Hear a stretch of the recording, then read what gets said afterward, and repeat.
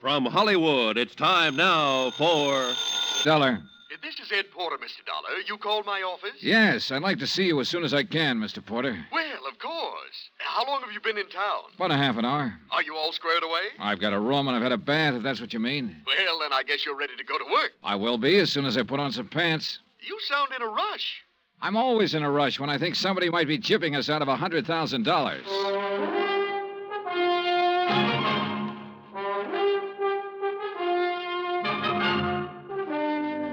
Bob Bailey in the transcribed adventures of the man with the action-packed expense account, America's fabulous freelance insurance investigator. Yours truly, Johnny Dollar.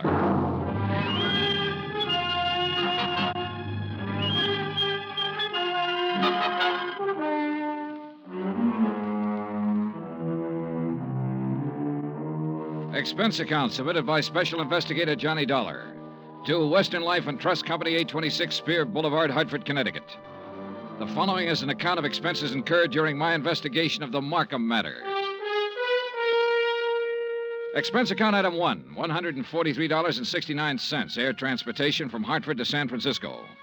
Item 2, $17 for incidentals along the way, including transportation from the airport to the St. Francis Hotel. I walked the 8 blocks to the Commodore building where Ed Porter had his office on the 4th floor. He was a short, thin insurance broker with a face like a tight drum. He apologized for the clammy weather as though it were his fault. He asked me how things were out on the East Coast, invited me to sit down, and looked as uncomfortable as he was. I got the telegram you were coming last night. Investigator. I've never met one in all my years in the business. Must be very interesting work. Yeah. Look, I don't want to take up too much of your time, Mr. Porter, but I would like to get some information from you. Oh, certainly, Mr. Dollar. What can you tell me about a man named Floyd Markham? Markham? Well, he's the husband of a client of mine. I've met him, but I really can't tell you too much about him. My dealings have always been with Mrs. Markham. She's my customer. Then tell me about Mrs. Markham. Oh, certainly. I'm not going to ask why. I'm sure you have a good reason for coming all the way to San Francisco. The Home Office thinks I have an excellent reason. Yes. Mrs. Markham. Well, I've known her for 20 years as a customer. She's wealthy, always has been, and she handles her money well, and she lives rather well. Mrs. Markham's the one who has the money, huh? Mr. Markham is a salaried man, an industrial engineer. Frankly, I think he depends on Mrs. Markham for his livelihood. Ah, yeah. These 2 checks were issued to Mrs. Markham this year. Recognize them? Yes. Full payments on 2 endowment policies, $50,000 apiece. And they've cleared the bank. Anything wrong with them?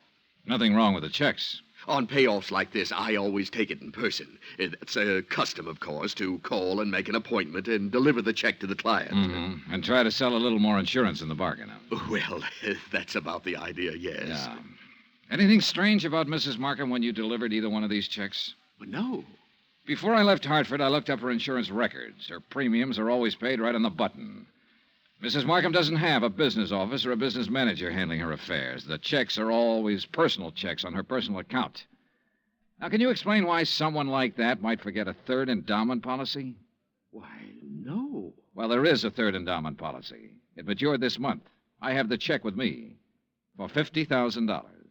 Well, yes, but this business of forgetting... Floyd Markham called Hartford and spoke to the head of the endowment division. He explained that Mrs. Markham was ill and didn't know whether or not a 3rd policy existed. He said he was checking for her. Uh-huh. Now, you say you've known Mrs. Markham over a period of 20 years. Well, is she the kind of person who'd forget $50,000? Oh, no one forgets $50,000. Did you notice that both of those checks were deposited in the Markham's joint account? Well, no. Oh, so they were. Maybe Mrs. Markham's feeling generous these days. Why do you say that? Well, they have a rather strange relationship as far as I've been able to perceive. I mean, what money he makes is his, and what she has is hers. Oh, yeah. I always like to get out of that house because they never seem to me to be a very close couple in any way. But this seems to make sense now. How's that, Mr. Porter? Well, now, I called up and made an appointment to deliver both of these checks. The first time I went over, Mrs. Markham was ill. And the second time, she had just stepped out for a few minutes. Well, who accepted the checks? Mr. Markham. Both times? Yes. As a matter of fact, now that I think of it, he made the appointment on the phone both times. When was the last time you saw Mrs. Markham? Last spring. A check with the bank revealed that Mrs. Markham had not personally made a deposit since June the 18th. The deposit slips were initialed by Floyd Markham. The checks were endorsed by Leslie Markham. There had been no unusual withdrawals. Expense account item 3, $30, stenographic and notary services for the attached statements. Mrs. Markham's been having her hair done here for nearly 10 years now. Once a week, every Thursday morning. Then she just stopped. I called her home, and Mr. Markham informed me that she was away on an extended trip. Mr. Markham called us, it was last June, and informed us that Mrs. Markham was resigning her membership in the bridge club. I telephoned the house twice to see what was the matter. Mr. Markham answered both times and said Mrs. Markham was out. Well, she used to come in here 2 or 3 times a month. Made us go over the car from top to bottom. She hasn't been around now for 7 or 8 months. I don't know who's taking care of the car. Expense account item 4, 30 cents, 3 phone calls to the Markham residence. I didn't state any particular business. I simply asked to speak to Mrs. Markham. Each time I called, a male voice answered. Each time, the male voice told me Mrs. Markham was out, she was ill, and she was away on a short trip.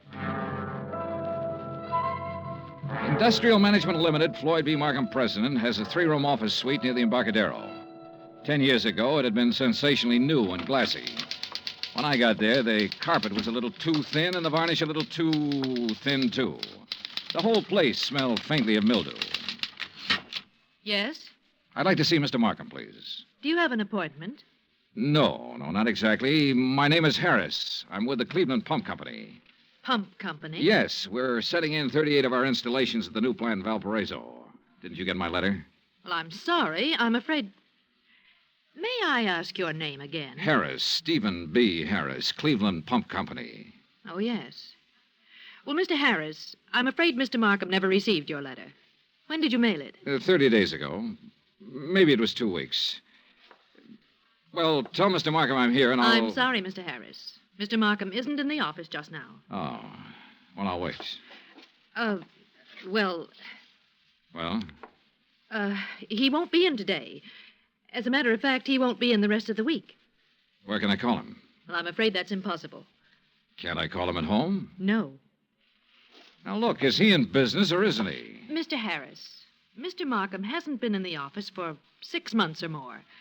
He's tied up on a rather long-range project. What's your name? I'm Miss Bidler. Why didn't you say that in the first place, Miss Bidler? Well, Who else can I talk to here? No one, I'm afraid. You mean that's all there is in this office? Just you and him when he feels like coming in? I'll tell Mr. Markham you were here. The Markham house was on Fiorella Street, about 6 blocks from the Fairmont Hotel. Stone walls, iron grillwork, tangling ivy. An old house that had been built by rich people for rich people to live in. The kind of shabby-looking place that only New Yorkers and San Franciscans can get by with and still be called wealthy. I used Ed Porter's car with the Western Life and Trust Company emblem on the door, parked it in the driveway as close as I could to the entrance. It was exactly 1 o'clock when the door opened. He was tall and pretty, with black hair and broad shoulders. Yes? What is it? I'd like to see Mrs. Markham, please. I'm Mr. Markham. Can I help you? My name's Dollar. I'm with Western Life and Trust Company. Mr. Porter called you? No, he didn't. Oh, well, I must have slipped his mind. He said he was going to call. What's it about? I brought a check from Mrs. Markham on her 3rd endowment policy. Oh. Well, I'll give it to her. She isn't in right now. Well, I'm supposed to deliver it to her. I'll come back another time when she's in. No, you can give it to me. I'll see that she gets it. I'm sorry, Mr. Markham, but I have Look, to give I it... know you want to give her the check and try to sell her some more insurance. She's just not in the market. And you can save your little spiel where it'll do some good. Oh, you misunderstand me, Mr. Markham. I have to deliver this to her in person. What's your name again? Dollar. Johnny Dollar. Come in. I'll wait till she comes back and make an appointment. Mr. Porter told me he'd made it for 3 today. She's here. She's here. Just come in. Why the runaround, then? Mrs. Markham is desperately ill. I don't want to disturb her with things like this. Well, I'm sorry to hear that. What's the trouble? Very serious anemia. So if you'll just give me the I have check, a report to make out when I deliver this. I just Only take a told- minute to hand her the check. Then it'll be off my mind and off your mind. Now, look here, Mr. Didn't you call the company's home office about this check? I called because Mrs. Markham requested me to call. Oh, yes. Just wait here. In the little swirl of his exit, I smelled shaving lotion and guessed at the brand name. I also guessed that his suit cost $300, even if I didn't know what San Francisco tailor had made it. The shirt, the tie, the shoes were expensive, too. Yeah, Mr. Floyd Markham liked expensive things. I wondered if he dyed his hair to keep it all black. I wondered if he was 45 or 50. I also wondered why, in a house of that size, on that kind of street, a servant hadn't answered the door. This way, Mr. Dollar. He led me up a flight of stairs and finally into a high-ceiling room with a fireplace at one end. A gray-haired woman with a sharp, angular face was seated near the window, looking out over the city and the bay. She didn't turn her head when we came into the room, but I could see that her eyes were watery and slightly glazed. Please don't take too long and don't upset her. Leslie. Leslie, dear. Yes, Floyd. This is Mr. Dollar from the insurance company. He has something for you. Be a good girl, Leslie, and speak to Mr. Dollar. How do you do? And ask him... Yes. How is Mr. Porter? Oh, he's fine, Mrs. Markham, fine. He'll be sorry to hear that you've been ill. I really would rather that you didn't tell Mr. Porter. Oh. I'm satisfied to make my own slow recovery and not worry any of my friends.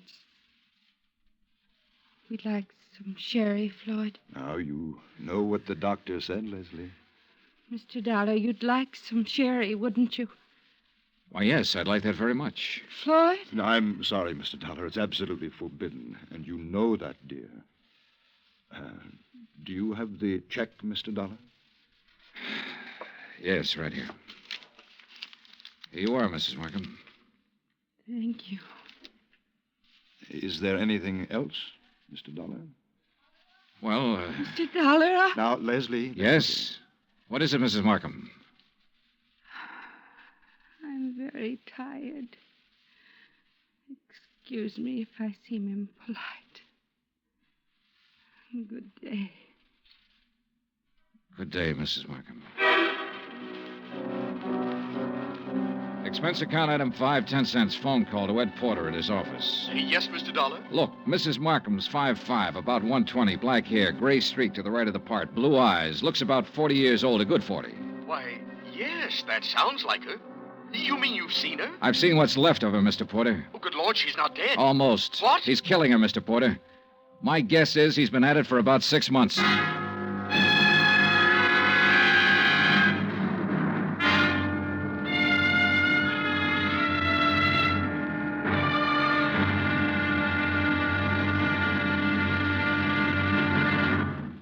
Act 2 of yours truly, Johnny Dollar, in just a moment.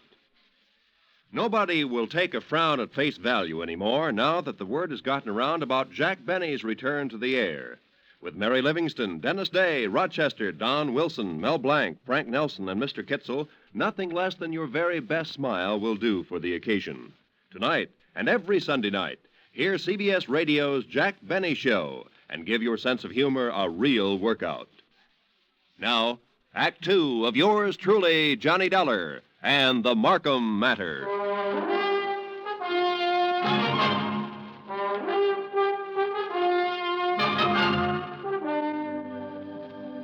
Take a rich old house on a rich old street in San Francisco.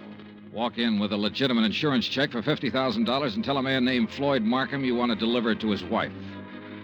Tell him this when you know that no one has seen or heard from his wife in 6 months. Just tell him you want to see her. Insist that you see her. Then stand around and listen to him lie a couple of times. Then let him take you to her. Give her the check. Say goodbye. 20 minutes after I walked out of the Markham's house and picked up Ed Porter, we drove back to the house and parked 100 feet from the entrance. This is the darndest thing I ever heard of, Mr. Dollar. I'm not sure it's all clear to me. What's our position? Oh, I wouldn't know that, Mr. Porter. That's up to the legal department. This much I'm sure of right now. Markham's already deposited $100,000 of her insurance money into a joint account. If I'm not mistaken, this last check will go into that account, too. Right now, while we're sitting here, she's probably endorsing that check.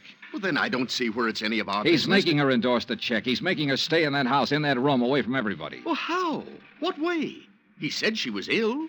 You said she appeared ill. I don't know how he's doing it, but I'm going to find out. Are you sure this isn't all surmise on your part? You weren't in the room when she said, "Let's have some sherry. Please, let's have some sherry." Well, I must be pretty She was dumb. really trying to say she wanted him to leave the room so she could talk to me. So she could have one little minute to tell me what the matter is, what's going on. His next move is to deposit that check. Then one big withdrawal, the whole $150,000, and bye-bye Floyd Markham. Mr. Dollar, I'm just an insurance broker. I don't understand that... Well, how'd you like to be an investigator for about 10 minutes?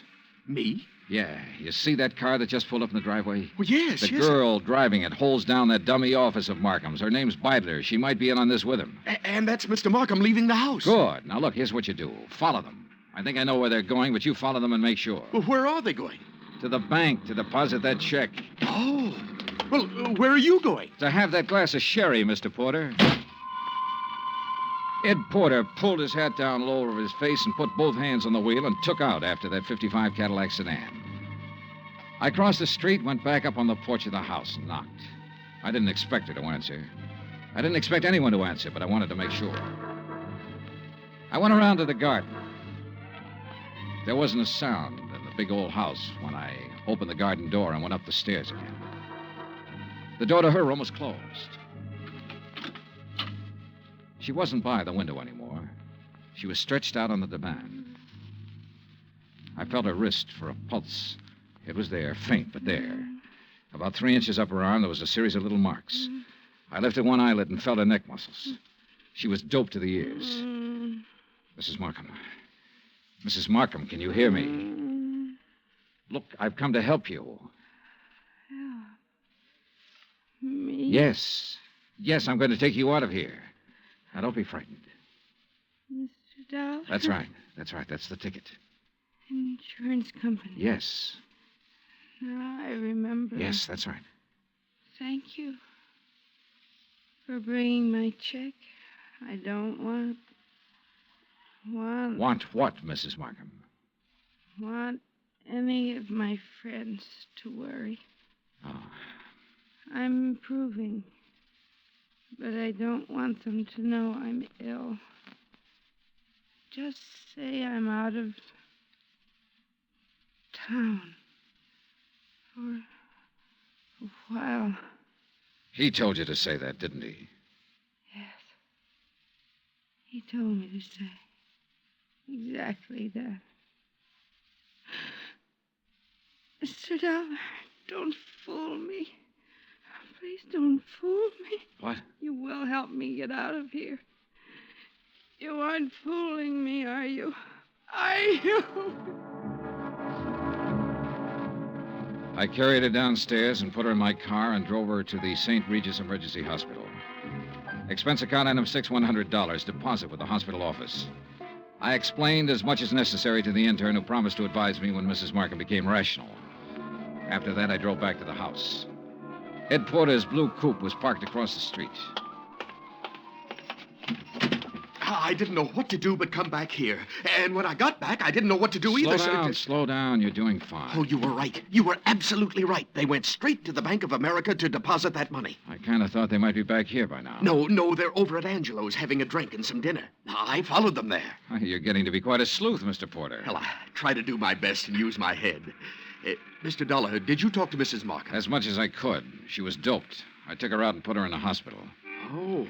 Well, should you have done that, Mr. Dollar? I could have left her up in that room to die, Mr. Porter. Oh, yes. Yes. Well, what's our next move? Ours? Well, certainly. I can't quit now, Mr. Johnny. Well, let's go to Angelo's, Eddie. Ed Porter settled the hat lower on his ears and gripped the wheel harder, and we took off for Angelo's on Stoker Street. When we got there, we didn't have to go inside to see if our people were still around. The Cadillac sedan was in the parking lot. So we took up a plant across the street. Well, why wait? Why not go in and take them out of there and take them down to the police? Well, that might blow the whole thing. Now, we have to wait and see what Mrs. Markham has to say when she's well enough to talk. Yeah, but... I'm sure she'll have some charges to prefer. In the meantime, we wait and see what's what. Yeah, what do you think he'll do when he goes home and finds her gone? Well, that'll be pretty interesting. What do you think he'll do? Well, I imagine he'll think she got up and walked out. No, he knows better than that. He's had her doped up for 6 months. He knows he can go out of the house and she'll stay right where he left her while he's gone. No, that isn't it. Oh. Well, then he'll know that she had help. That's more like it, Mr. Porter. I liked Eddie. It gives me kind of a feeling. Okay, Eddie. Now answer the question. Oh, what'll he do? Well, he'll try to get out of town. That's it. He'll try to leave town. He'll know that he's had it. Come on. Huh? They're pulling out. We followed them to a cocktail lounge near the Presidio. We waited around outside the place for 2 hours. Expense account item 7, 25 cents. I called the St. Regis Receiving Hospital. Mrs. Markham's condition was unchanged. Item 8, $2, 2 hamburgers, 2 Cokes, and cigarettes for Mr. Porter and myself. We had just finished eating when Floyd Markham's Cadillac turned out onto the street. We followed it for 10 minutes. When Markham parked on a dark hill, we cut our lights and came to a stop. Mr. Dollar, Yeah, Eddie? can you see what they're doing? Yeah? What? Necking? Huh? Necking. You know. I should have telephoned my wife. At 12:10, Floyd Markham turned the car around and drove back into town. We followed once more. We saw him double park outside a 4-story apartment house on a steep hill, let the woman out, then drive on. Eddie? Yeah, Johnny? Think you can handle something else alone? Oh, I'd love to. Women sometimes talk a lot easier than men. You keep on him. When he finds his wife absent, I want to know where he goes. Wherever it is, I'll let you know. You gonna shake her down? Something like that. Yeah. Get going.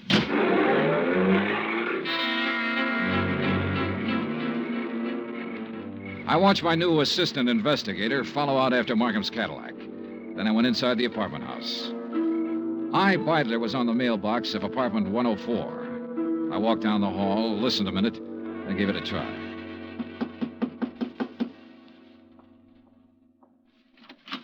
Yes?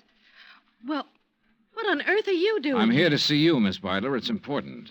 You're, Mr. Harris. I'm Mr. Dollar, Johnny Dollar. I'm an insurance investigator. Oh. There was something about you today. I wasn't sure. Now you're sure. Oh, what are you doing? Right now, I'm working for Western Life and Trust Company. You'd better sit down.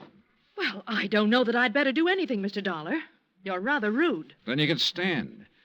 We've been checking into Floyd Markham. I don't think I have to tell you what we found out so far. I think you also know that by this time tomorrow he'll be in jail and you might be right along with him. Well, I'm sorry, Mr. Dollar. I simply Don't be under- sorry. Just use your head. I said you might be right along with him. On the other hand, if you have some useful information, the insurance company might be useful to you. What do you mean? Well, I figure he sold you on an island trip or an estate in the country bill of goods. It'll be harder getting it out of him, but we'll get it one way or another. We'll get it all right. Now, what do you want to do? I want a drink. You? Oh, thanks.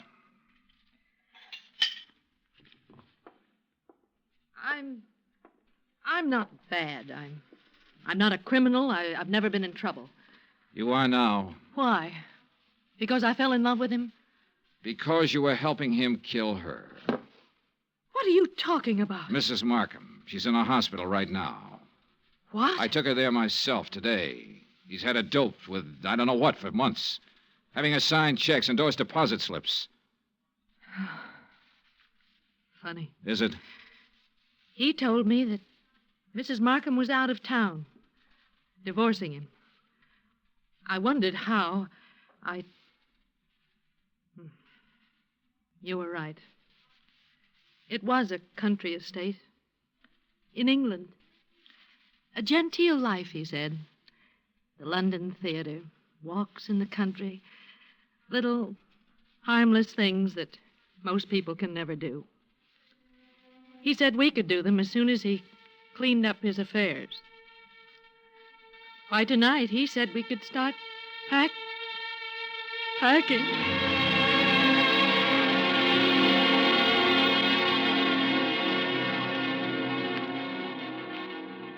I took Iris Beidler with me back to the Markham house. The Cadillac was in the garage, and Ed Porter's blue coupe was pulled up across the street. When he saw us in the cab, he walked up. Hi. Hi. How's he doing? You can talk in front of her. Well, he hasn't done anything. No, I mean, I saw the light go on upstairs in Mrs. Markham's room, then it went out again. He's downstairs now, sitting in the living room. Okay. Wait here.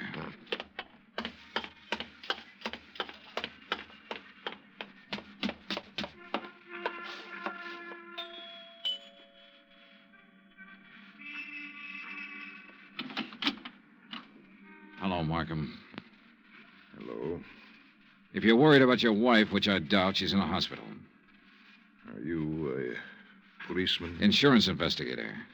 That's Miss Beidler in the taxi over there. Oh. I want you to come with me now. Of course. Yes. You said your name was Dollar. That's right. Why couldn't you have come around, say, next week? She'd have been dead by then. That's the way she should have been for 16 years. Dead. Yeah. Come on, Markham.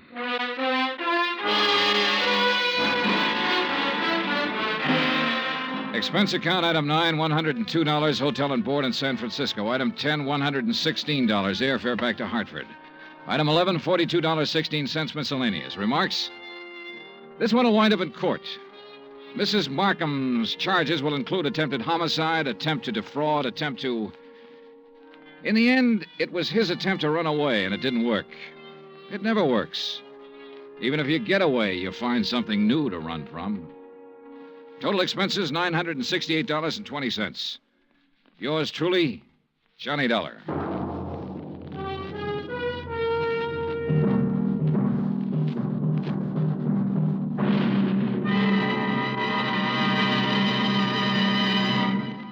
Now, here's our star to tell you about next week's story. Before I do, I want to say something to you about Thanksgiving. Now, there's a day that deserves celebration. And heartfelt thanks to the God who made us for being able to live in the most free and peaceful and bountiful country in the world. And yet, why wait for next Thursday or any Thanksgiving Day? For Americans, it seems to me, Thanksgiving should be every day. Think about it, won't you? Next week in our story, New Orleans, the French Quarter, a beautiful girl, and high adventure. Join us, won't you? Yours truly, Johnny Dollar.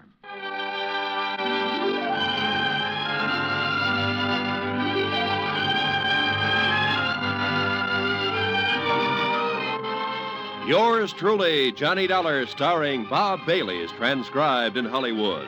Written by John Dawson, it is produced and directed by Jack Johnstone. Heard in tonight's cast were Lois Corbett, Frank Nelson, Virginia Gregg, Bert Holland, Paula Winslow, and John Daner. Musical supervision by Amerigo Marino. Be sure to join us next week, same time and station, for another exciting story of yours truly, Johnny Dollar. Roy Rowan speaking.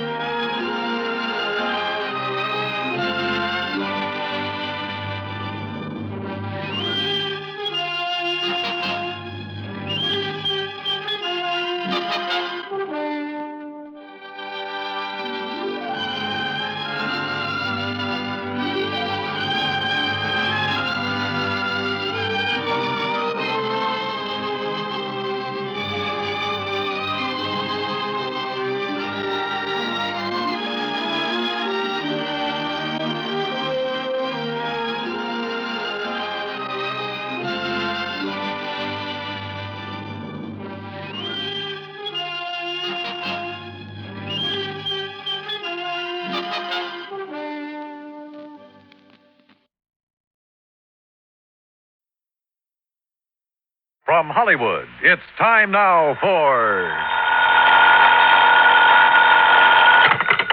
Johnny Dollar. Ted Orloff here. Orloff, Los Angeles? That's right. Tri-Western Indemnity Company. Well, hi, Ted.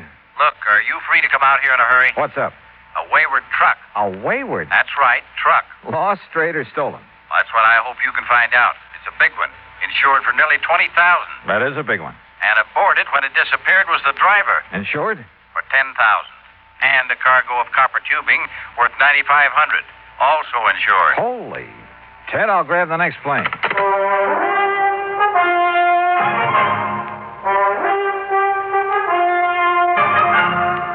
Bob Bailey in the exciting adventures of the man with the action-packed expense account. America's fabulous freelance insurance investigator. Yours truly, Johnny Dollar.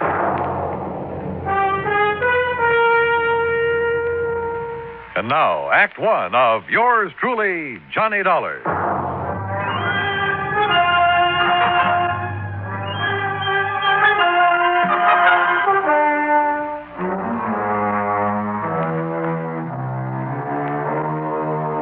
Expense account submitted by Special Investigator Johnny Dollar to the Tri-Western Indemnity Company, Los Angeles office. The following is an account of expenses incurred during my investigation of the wayward truck matter.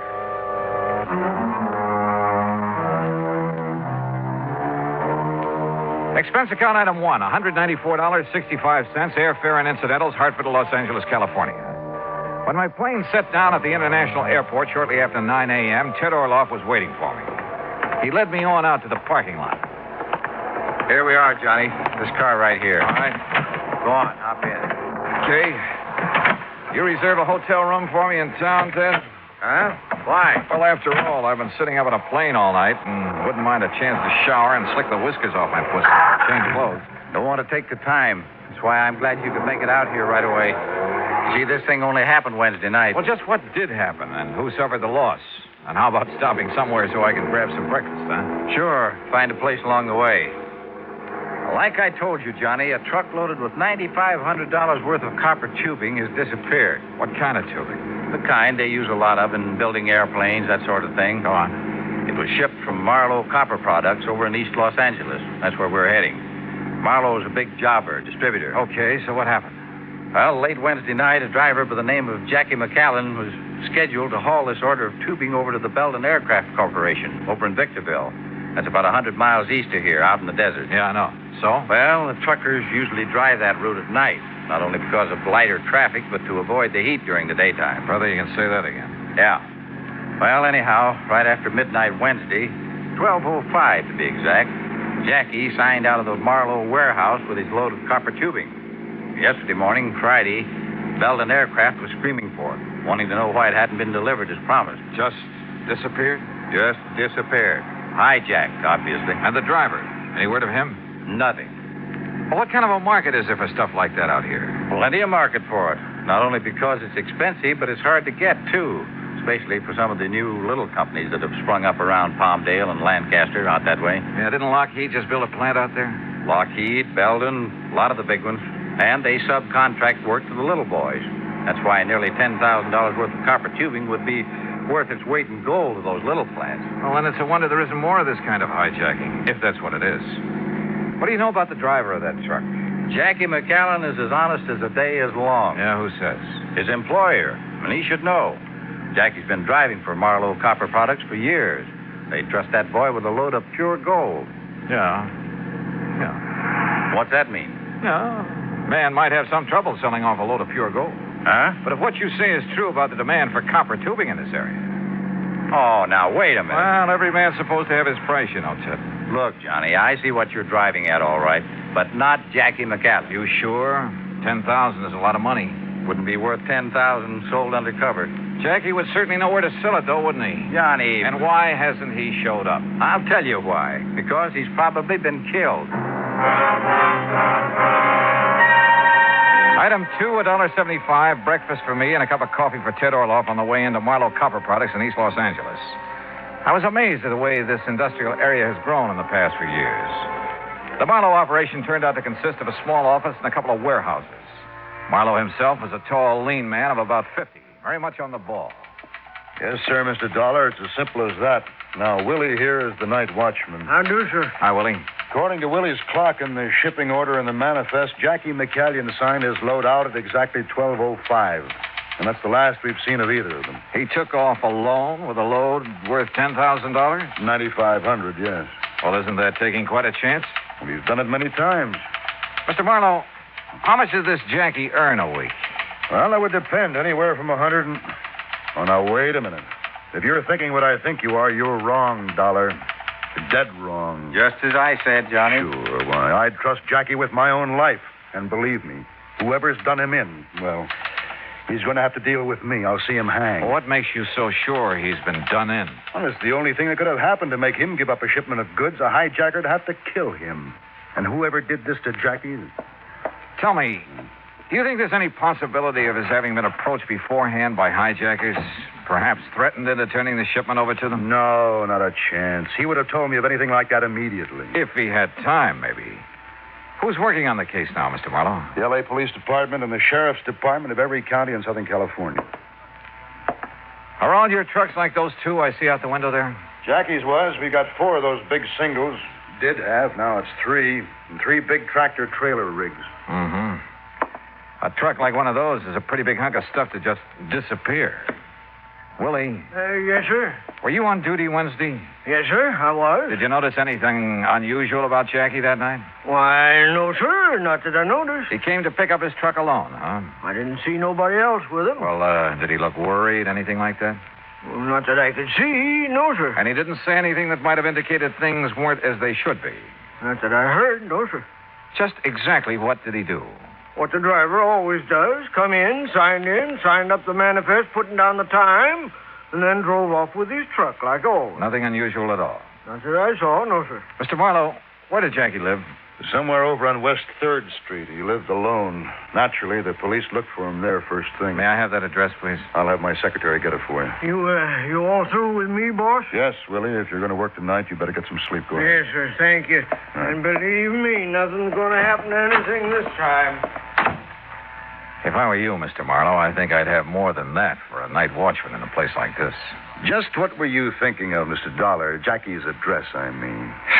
Look, if the police and sheriff's offices haven't been able to turn up anything, well, in spite of what you said, there's always the possibility of collusion in a case like this. Between Jackie and whoever stole that truck? Oh, no, sir. There's always the possibility, voluntary or otherwise, if Jackie was in with the hijackers, even against his will. I wouldn't believe it. But it's a possibility, whether you want to believe it or not.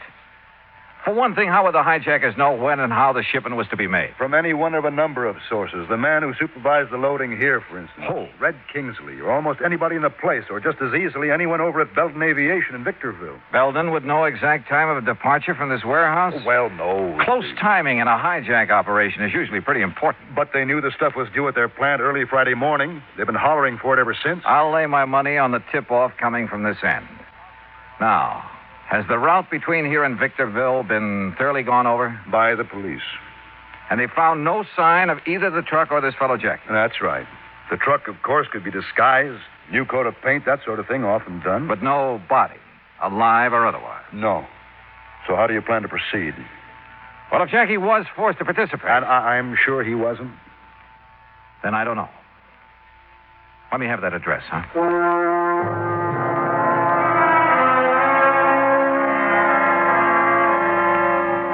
Frankly, I didn't have the least idea what I was looking for. But I couldn't just stand around, so I borrowed a company car with a name and a number plastered all over the side and drove to the West 3rd Street address, hoping I'd have no trouble persuading the manager to let me in. Manager? Not in that old ramshackle frame house. The front door was wide open, and the mailbox had the number 4 opposite Jackie's name. That meant upstairs. As I reached the second floor, I could see that the door of number 4 was slightly ajar, and I could hear somebody moving about inside, opening closets and drawers. Quietly, I slipped close to the door. Inside, his back toward me, was a big, broad-shouldered brute, hastily emptying one of the bureau drawers. He was dressed in dirty work pants and wore a heavy, tattered blue sweater. Hey, what? Who? Maybe you better let me ask the questions, huh? Oh, yeah? Now, look, buddy. What are you doing here? What are you putting into those handbags? None of your business. Now, you get out of here. Not until I find out what you're up to. I said get out. Didn't you hear me? Oh, take it easy, baby. Oh, yeah? You want to play that way, huh? That's right. Brother, that was a big mistake. Oh, you asked for it. Oh, no, you don't. All right. Now, start talking. What were you doing here in Jackie's room? What was I doing here? Hey, look. Who do you think you are, the law or something, barging in here like this? That's right. Who are you? I said, who are you? I'm Dick McCallion. What? That's right. Jackie McCallion.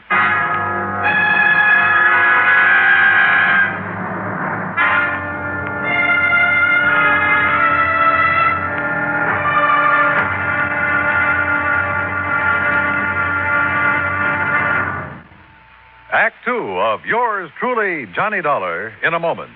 Our flag now numbers 50 stars, and behind each star there stands yet another flag representing one of the 50 states. New Jersey's flag was created at the direction of George Washington.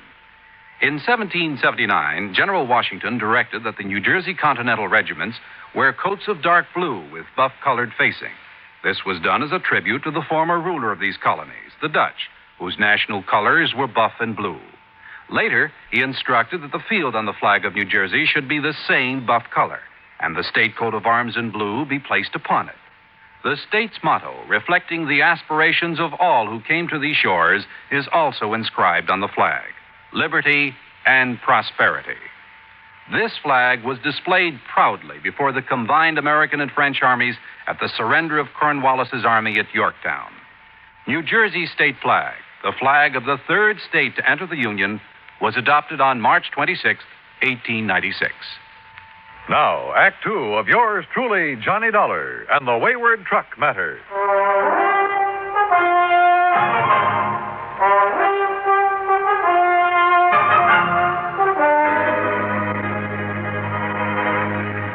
Missing. A $20,000 truck from the Marlowe Copper Products Company of East Los Angeles. Also missing. Its cargo of copper tubing insured for $9,500. Also missing, also insured, the driver, one Jackie McCallion. And when I found a big, ugly-looking character going through Jackie's furnished room, I jumped him. And who does it turn out to be? That's right, Jackie McCallion. Boy, I'll say this, buddy. You sure handy with your dukes for a skinny guy. Hey, who are you, anyway? Johnny Dollar, insurance investigator. And look, I'm sorry I must jump, Jackie. Insurance what? Well, I came here to find out what happened to you and that truckload of copper tubing that never got to Belden Aviation over in Victorville. What are you talking about? Of course it didn't. Of course not. Well, why? Because the shipment was called off, that's why. What? Well, sure. It was supposed to go out Wednesday night, right after midnight. And it did.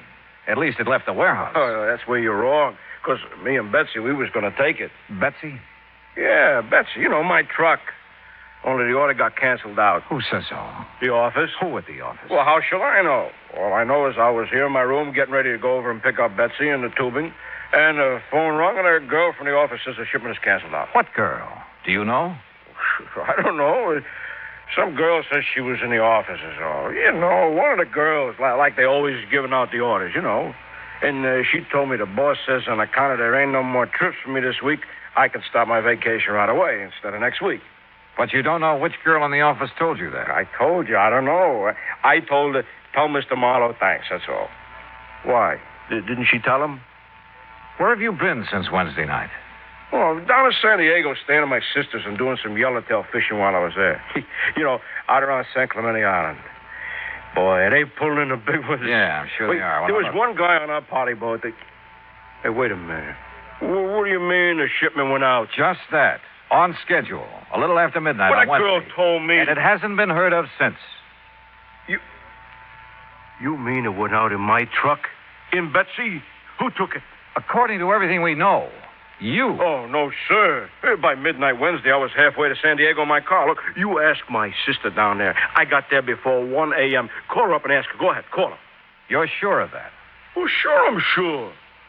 And if some dirty guy took my Betsy out, I'll kill him. Don't nobody ride Betsy but me. Well, what were you doing when I came in here? Packing those bags in such a hurry. What for? My vacation. What's the matter? Don't you hear good? Hey, well, look, mister. If somebody took my truck out... Okay, Jackie, okay. Calm down and come along with me. Where? We're going back to Marlowe Copper Products to talk with a couple of people. Maybe do a showdown. Jackie? With a name like that, I'd pictured a slim, wiry little fellow, not this big gorilla. And from what he'd said and what he told me on the way back to the Marlowe warehouse, I was convinced he was telling the truth about his whereabouts the night of the robbery. But then, who could possibly have been a close enough double for Jackie to fool the watchman? Or had the watchman been trying to fool me and the police? And why? Or could Marlowe himself have somehow contrived to? But again, why? And if Marlowe was up to something, well, he'd have been smart enough to put or at least keep Jackie out of the way. Mr. Dollar, did you find it? Jackie! Hi, boss. Hey, what's going on around Jackie, here? thank heaven. Boy, you're all right. Oh, sure I'm all right. We thought you'd been killed or something. Oh, me killed? Where'd you find him, Dollar? Where's the truck? Hey, boss, that's what I've been trying to find out. Only all this guy here does is ask me questions. Well, the important thing is you're all right. I didn't tell you this before, Dollar, but Jackie's as much a part of this business as I am. Ah, come on, You started out with me in the beginning when I didn't have a penny to my name. Worked 7 days a week, night and day, helping me build up this business. And you've kept him just a truck driver? What do you mean, just kept me a truck driver? That's the way I like it. Oh. Yeah, even the big retirement he made for me. I don't want that. I just want to keep on driving the truck, just like I am, and maybe go fishing now and then. That's what I like, and I'm happy. Thank God you're still all right. Hey, but what about Bessie? Yes, Dollar, what about the truck? Any ideas, any leads? Mr. Marlowe, I want to talk to that night watchman of yours again. Oh, Willie? That's right.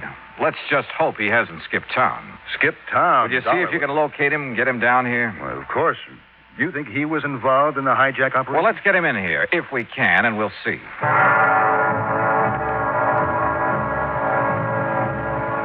Something had just come back to me. Something pretty damning insofar as Willie was concerned. It was the way he had answered my questions when I talked to him before. Was there anything unusual about Jackie when he came to pick up the truck? Well, not that he'd noticed, he said. Had Jackie picked up the truck alone? Well, he hadn't seen anybody with him. What had Jackie said? He hadn't heard anything. Not one really positive answer in the lot, or to the other questions I'd asked him. Much to my surprise, Marlowe's phone call brought assurances from Willie that he'd come over to the plant right away. And I told him I'd get somebody else to fill in for him tonight because of the sleep he's having to miss. Yeah, well, tell me this. Do your watchmen carry a time clock? That's right. There are punch key boxes located in a dozen or so spots all over the warehouse and one in this office. They register on a paper dial on the time clock, Yeah, sir. that's right. That way there's a record of what time he reaches every station on his nightly round. Would you get me that record for Wednesday night, please? Well, of course. And while you're at it, I'd like a copy of the shipping order and the manifest for that truckload of copper tubing. I'll have my secretary get them for you. By the time his secretary dug the punch clock record out of the files, old Willie arrived, looking somewhat the worse from lack of sleep, but apparently willing to cooperate in any way he could. I took him out to the watchman's booth, which was just inside the warehouse gate. Yes, sir, Mr. Dollar. This here's my own private office every night. And this is where you were when Jackie McCanyon came to pick up his truck Wednesday night, huh? Well, now, where else would I be? Well, now, that answer is just as definite as the ones you gave me before, Willie, and it won't do. Why? I asked you if Jackie said anything that night that might have made you suspicious. And I told you. Not that I heard. No, sir. Well, did you talk with him at all? Well, no. No reason to. There were just the two of you here in the middle of the night. Yes, sir. And you didn't even say hi to each other? Well, no. No reason. Driver comes around to pick up a shipment. Well, all he has to do is sign up the manifest the time he leaves and... You knew what time he was to be here, didn't you? Sure. I mean, yes, sir. It was right on the shipping order. But you didn't see him. You didn't see him pick up the shipping order or sign the manifest or drive out of here with his truck. Knowing he was coming, you left the gate open for him. Or knowing somebody was coming. That's against the rules, mister, leaving the gate... You weren't here when that truck went up.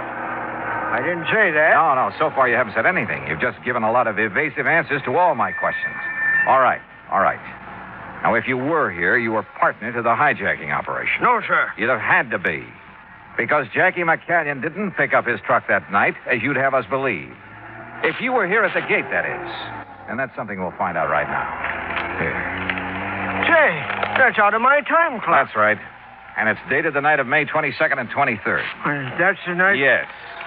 Now, where's station one? Why, that's right there on the gate there. And that's the key I use to punch my time clock. Every single night, right on schedule. And I don't know what you're getting at, young All fella. right, all right. Just listen to me and answer my questions. Station number 1 was punched at 11:41. If that's what it says, that's what it was. Now, where's number 2? Well, Look, I don't like the where way... is number 2? It's the big double doors back in the warehouse on the right. But now you look here. 11:47. You must walk pretty slowly. Well, of course I do. I look around. I make sure that everything's all right. Okay. Now, where's number 5? Come on, number 5. On the back gate, way around the other side of the warehouse. Yeah. A good quarter of a mile from here. And according to this time clock record, that's where you were at exactly 12:04 that night. And, brother, I'd like to see you do a quarter of a mile around these buildings in less than a minute to get back here at exactly 12:05 when you claim Jackie signed out that truck. Well? You're right, Mr. Dollar. Yeah? Which way am I right? I wasn't here. I left the gate open for him, like I often done when I wouldn't be right there for a night shipment. Like you often did? Don't you see? Nothing like this ever happened before. And when I seen his name on the manifest, I knowed that You weren't here when the truck went out, so you don't know a thing. I mean, I thought Jackie took it because I left the catch on the main gate so it looked like it was locked. You ever done that before? Well, not for Jackie. He was always too close to the boss. He and the boss. Yeah, I know all about that. But I have for the other boys. Yeah. Yeah, you've left this whole place wide open for anybody who wanted to come in and take anything he could lay his hands on. And this time it was a $20,000 truck with a $10,000 cargo. Willie, you're in trouble. Plenty.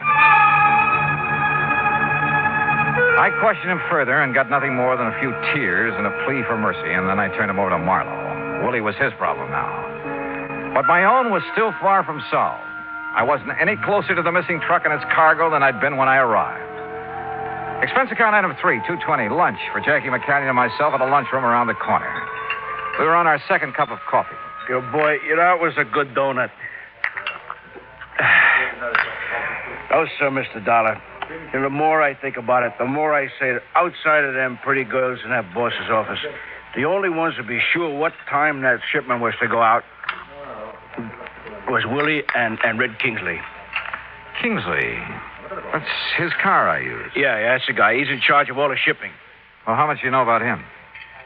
Well, I don't know. After all, he's kind of over me. I thought your only real boss was Mr. Marlowe. Well, he is. You just bet he is. And he's the best friend I ever had, too. But if I don't keep my place around the plant, keep subordinating to the guys that are foreman and stuff, what do you think would happen to the morale around the plant? Well, tell me about Red anyway. Dollar, Mr. Dollar. Mr. Marlowe? I just got a call from the sheriff's substation in Victorville. Yes? They've picked up some of that shipment of copper tubing. You see, we put a stamp on every piece. Then whoever hijacked it is already getting rid of it. Yes, but so far nobody's admitting where they got it. It's at Air Metals Company and Stress Products Incorporated, both near Victorville. You want to check on it? Use Kingsley's car again. Right. Hey, you want me to show you the route? Okay, Mr. Marlowe. Sure, Jackie, go to it.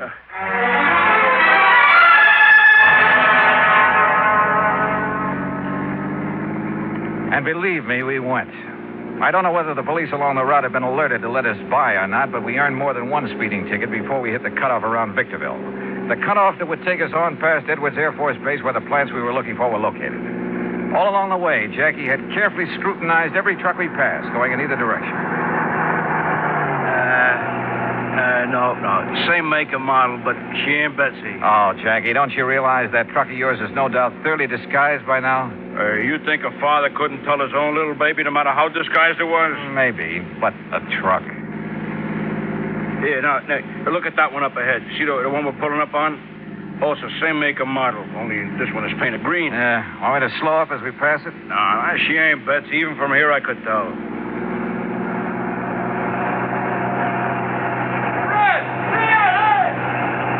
What did he say? Well, I didn't quite... Hey, wait a minute.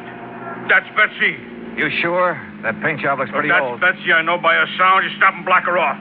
Hey, Red. That's what he shouted. And this is Red Kingsley's car with the company name all over it. Yeah, that's why he thought we was Red when we passed him. Sure, and look, he's catching up on us. Well, he sure knows we ain't Red by now. Hey, look out! He's going to pile into us. He's going to ram us. Holy, hang on!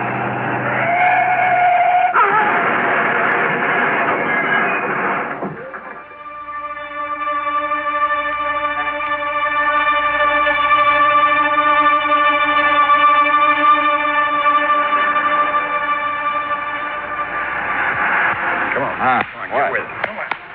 Wait a minute. That's better. Come on. Now, look, I hate to keep slapping you on the push this way, but come on. Oh, it's okay. It's okay. All right? I'm okay. Hey, your pal's up the road with that other truck. That's the sheriff's car. Up there where a couple of 1,000 miles of copper pipe spread all over the countryside. Oh, yeah. I edged him off the highway and he flipped over. Well, why did you do that? Why? Well, to hear those cops talk, you'd think I was a hero or something. The guys in the green truck rammed you off the road, didn't they? That's right. Well, when the cops seen that happen, they tried to force the truck off. Mister, that takes something like Clarabelle here. Clarabelle? Yeah. That's what I call this tractor-trailer rig of mine. It's not the first time I've given the police a hand.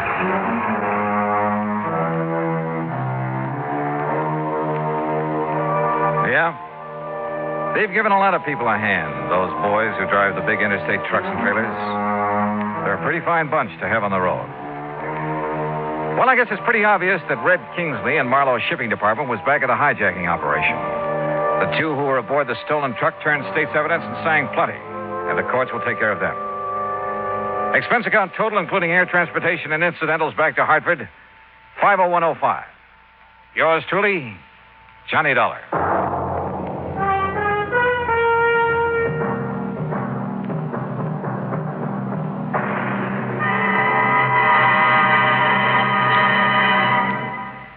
Now, here is our star to tell you about next week's story. Next week?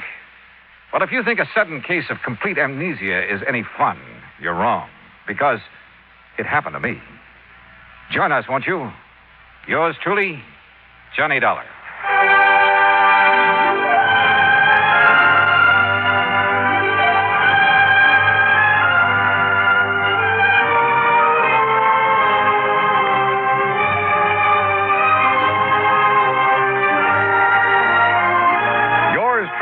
Johnny Dollar, starring Bob Bailey, originates in Hollywood. It is produced and directed by Jack Johnstone, who also wrote tonight's story. Heard in our cast were Forrest Lewis, John Daner, Junius Matthews, Stacey Harris, and Jack Crucian. Musical supervision is by Amerigo Marino. Be sure to join us next week, same time and station, for another exciting story of yours truly, Johnny Dollar. This is Dan Cubberly speaking.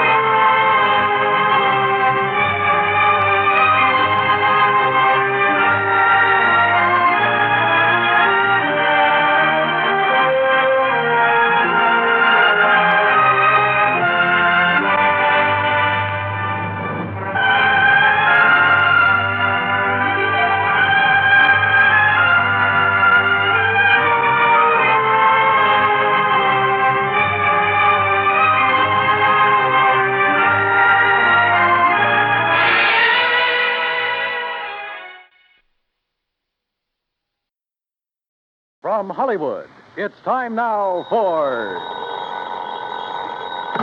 Johnny Dollar. Randy Singer, Johnny. Oh, hi, Randy. How's the New York City Police Department these days? Well, the department's fine. Me, I'm not so sure. Well, then maybe I'd better run on down there and cheer you up a bit, huh? Yeah, you'd better come down here on account of Mary Grace Marshall. Hey, how do you know Mary Grace? The point is, you do. Well, matter of fact, I just got back from a weekend in that town of yours.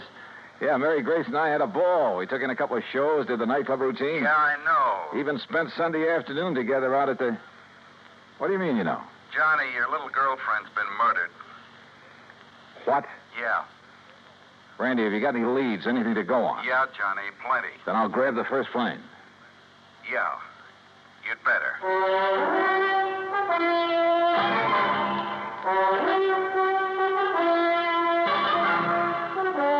Bob Bailey in the exciting adventures of a man with the action-packed expense account. America's fabulous freelance insurance investigator. Yours truly, Johnny Dollar.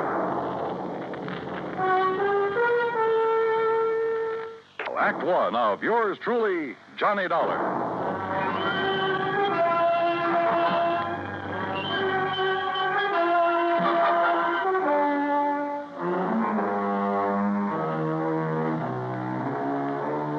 Expense account submitted by Special Investigator Johnny Dollar to the Mideastern Life and Casualty Insurance Company, Home Office, Hartford, Connecticut. Following is an account of expenses incurred during my investigation of the Mary Grace matter.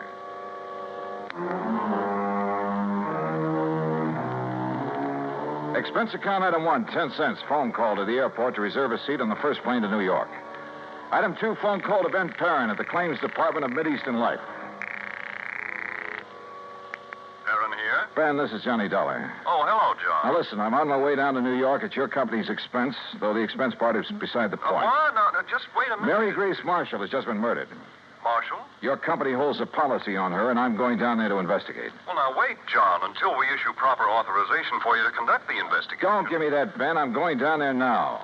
Well, then it's completely without sanction from this or any other office. Okay, forget it. I was trying to save time, and I thought I was doing you a favor. Well, I suppose you are, but until a request for your services can be I routed through said the proper forget it. channels- Didn't you hear me? I gotta go. Gotta catch a plane. Well, for heaven's sake, man, what are you so up in arms about? Why you're so concerned about this particular... Because that girl was a personal friend of mine.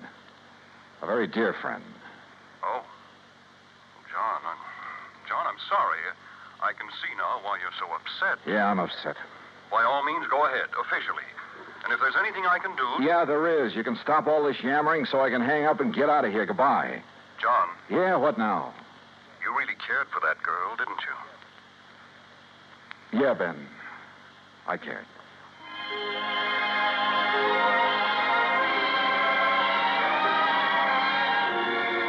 Expense account item 3, 920. Cab to the airport and plane ticket to New York.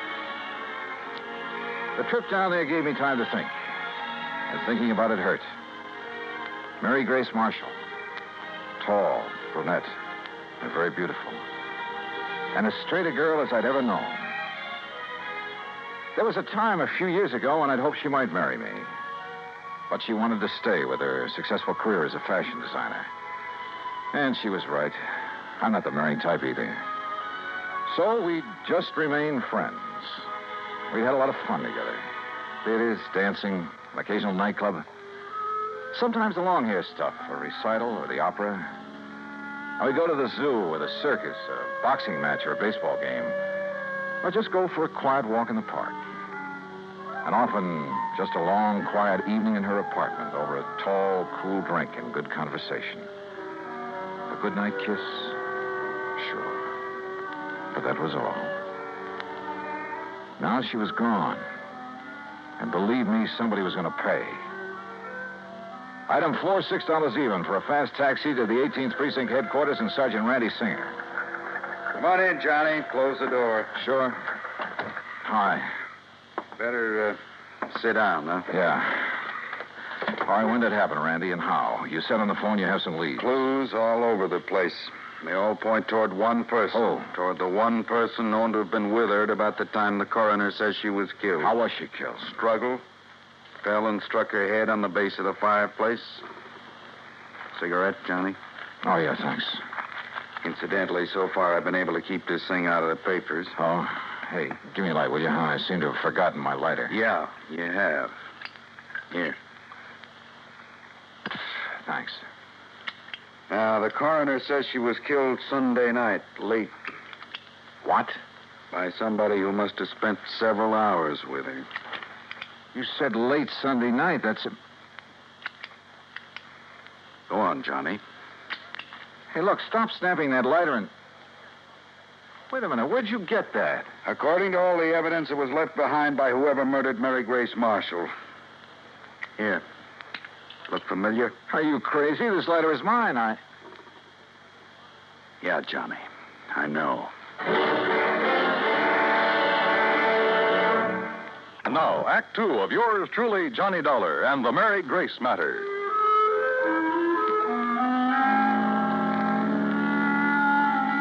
Mary Grace Marshall, an old friend, a very dear one, murdered in her New York apartment on East 77th Street.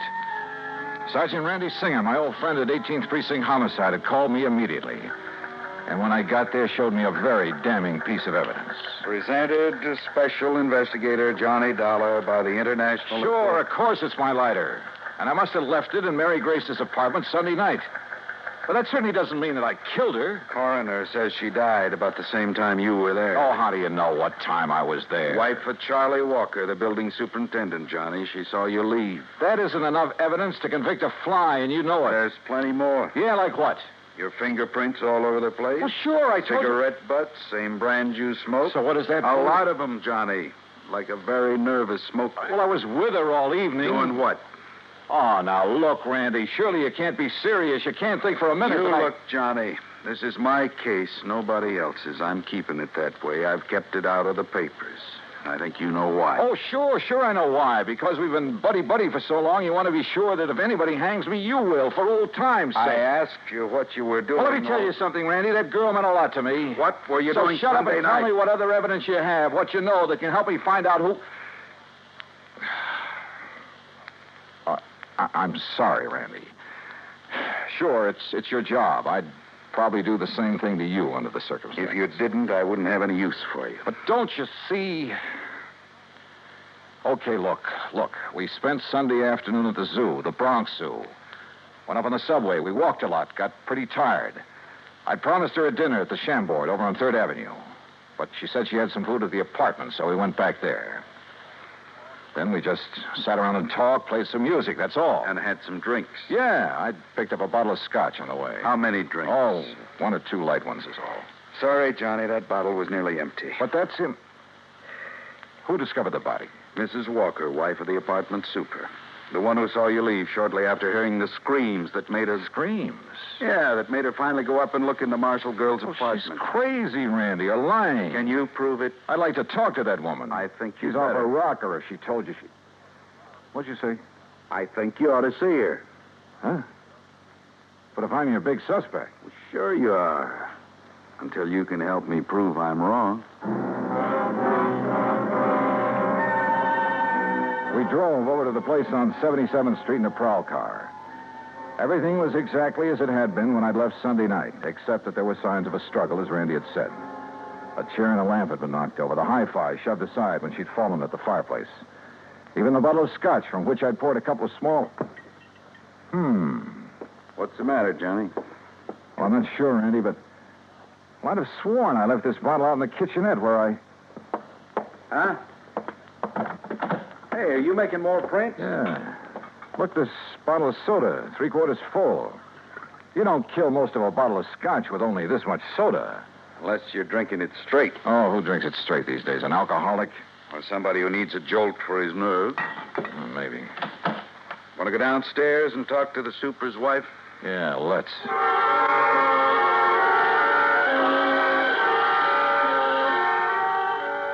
The superintendent's wife turned out to be a living doll. Young, pretty, with too much makeup. The sort who looked like she decided to get out of the chorus line for a quieter life as the wife of a building superintendent. I noticed a peculiar, spicy kind of odor when she first let us in, but thought nothing of it at the time. Now, you're sure this is the man you saw leaving Miss Marshall's apartment, Mrs. Walker? I was standing right here in this doorway. It was after I heard her screaming up there, around midnight. You're sure you heard her scream? Well, my husband heard it first. He woke me up, pounding on the wall between our bedrooms. Well, didn't he get up to investigate? Oh, no, the lazy... Well, he's been sick. He's still sick. But then I heard the screaming, so I run into his room and asked him what to do. Go back to bed and forget it, he says. It's probably just a party upstairs. Then you went up and found the body, huh? Well, first I tried to sleep, but I kept thinking I heard noises. From upstairs? Well, no. You're sure? It was like maybe my husband was getting up or something. Go on. Well, finally, about 2 a.m., I went up to her apartment. When she didn't answer my knock, I let myself in. And there she was, dead. Who called the police, you or your husband? Him? Huh. Besides, I told you he was sick. He still is. I'd like to talk with him. Oh, sure. If he's sober enough. Come on. That was a funny crack. If her husband really was sick. She led us toward the rear of the apartment, and I mistakenly started to enter her bedroom. That peculiar odor again, only more pronounced. And believe me, it was an arpege. Here, mister, this way. Her husband's bedroom was pretty much of a mess, untidy, with pictures of bathing beauties, calendar art, and some striking pictures of Mary Grace Marshall plastered all over the walls. This room had an odor about it, too, of stale booze. Here you are, Charlie.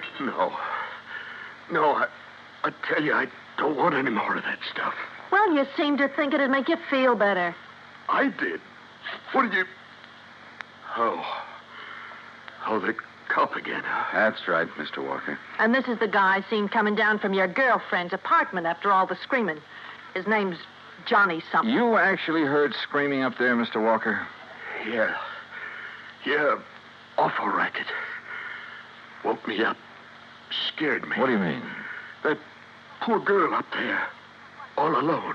Only she wasn't alone. But then it stopped. I figured maybe I'd been wrong.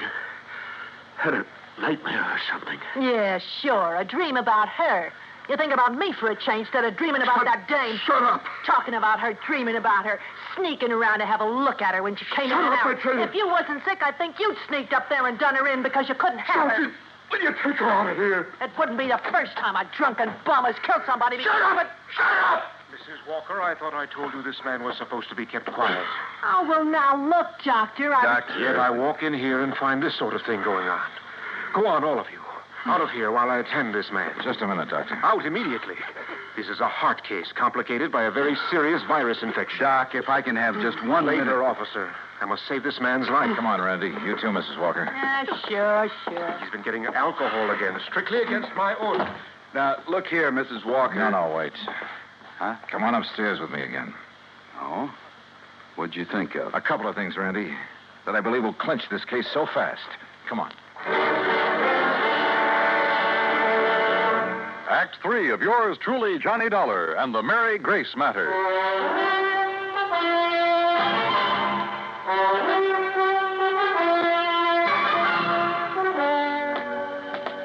What do you mean, clinch the case, Johnny? Didn't you hear enough from Charlie Walker and his wife? Yeah, I heard plenty, Randy.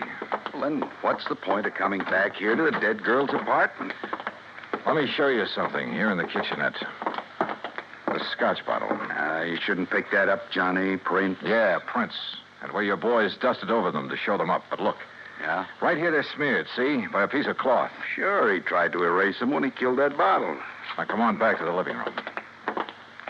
And here, take a look at this. Well, what's the hi-fi set got to do with I it? told you Mary Grace and I sat here Sunday night talking and playing records. So? This record on the turntable is the same one we were playing just before I left her. Look at it. Dolorima by Vingetti. Never heard of it. We shut it off because it got too noisy in the death scene from that opera. Huh? Listen.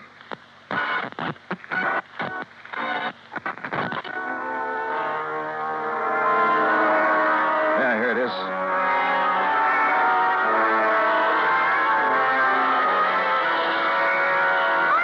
Holy. It sounds like somebody...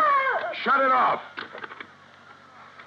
Well, I'll be darned. Sure. The screams that Walker and his wife said they heard. And that record's what gave him the idea. And now it's a matter of pinning it on him. All right, what have you got for his motive? Motive? Are you kidding? Didn't you see those pictures of all those beautiful those babes he has on the wall of his room? And the pictures of the Marshall girl? All right.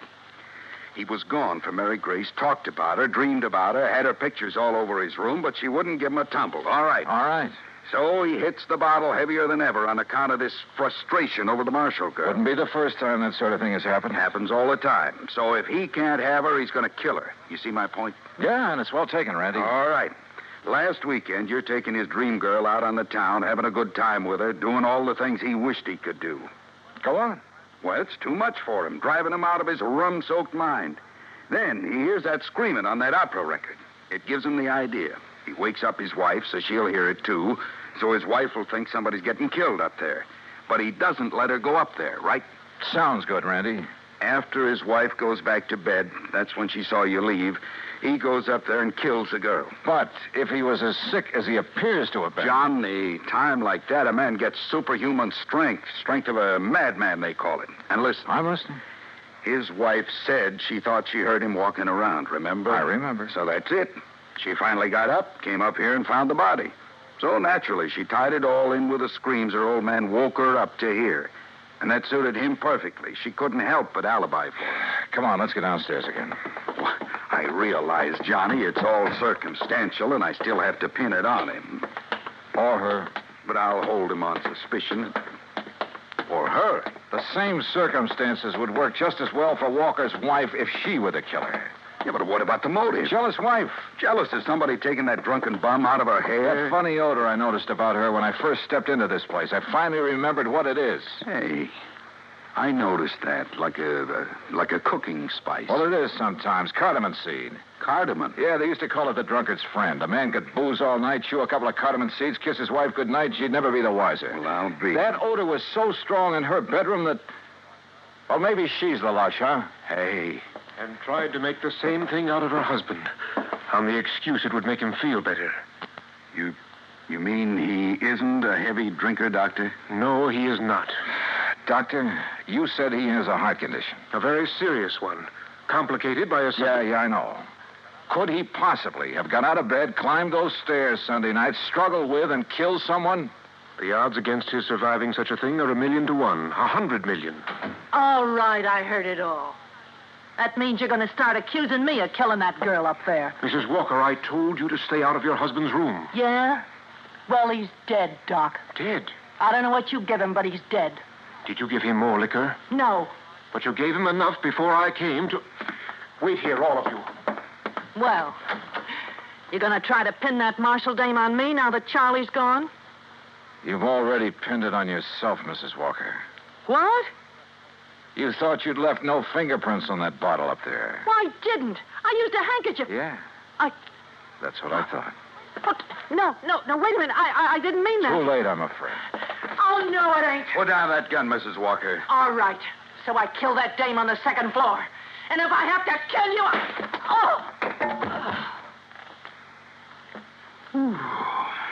Yeah. Thanks, Doctor. It's quite all right, sir. Well, Randy, there's your killer. Happy? Yeah. I guess I ought to be. You? It doesn't bring back Mary Grace.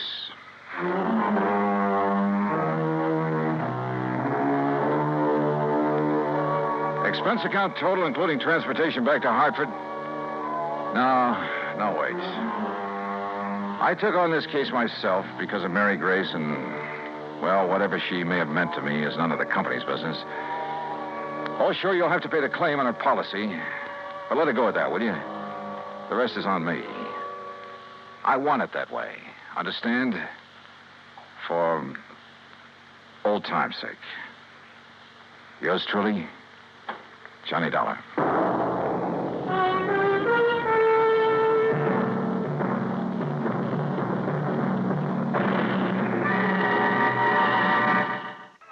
Be sure to join us next week, same time and station, for another exciting story of yours truly, Johnny Dollar.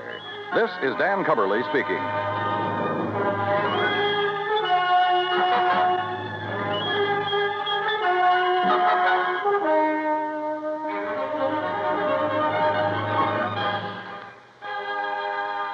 This is the United States Armed Forces Radio and Television Service.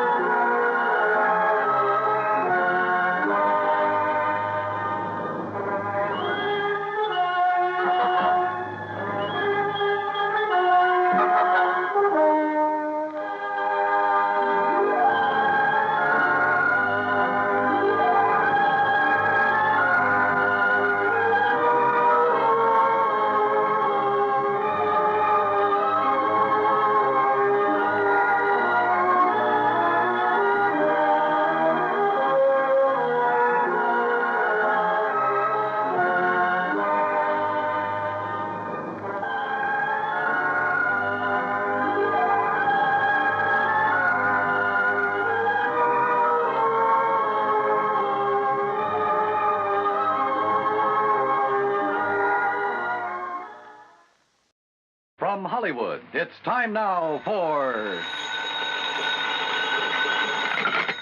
Johnny Dollar. Ralph Single, Johnny. At Mono Guarantee Insurance Company. Oh, hi, Rip. How's Hollywood's most eligible bachelor? Listen, do you know who Hildegard Ransom is? Are you kidding? That gal's coming out party hit the society column of every newspaper in the country. Yeah, I know. So, how'd you like to have a date with her? Hey, wait a minute. Weren't you dating the luscious Hildy Ransom a while back? Yeah, I was, but I threw her over. Oh, Rip, you just don't appreciate the finer things of life. Oh, no? Well, if you had to put up with some of her wild ideas or crazy antics... So what? What difference does it make? All that beauty, all that money? Look, I asked you. You want a date with her? At company expense. Well, why not? Then grab the first plane you can and fly on out here. Okay, I'm on my... what's the catch, Rip? I'll, meet you at the Los Angeles International Airport. Yeah, fine, but suppose you give me some Bye. idea...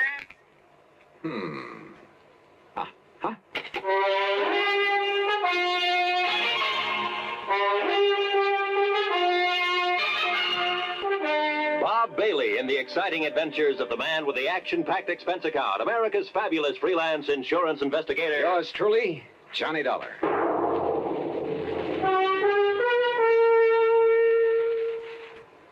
And now, Act One of yours truly, Johnny Dollar.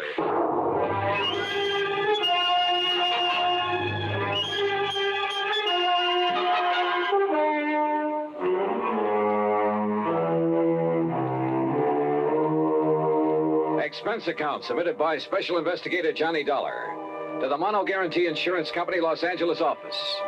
Following is an account of expenses incurred during my investigation of the delectable damsel matter.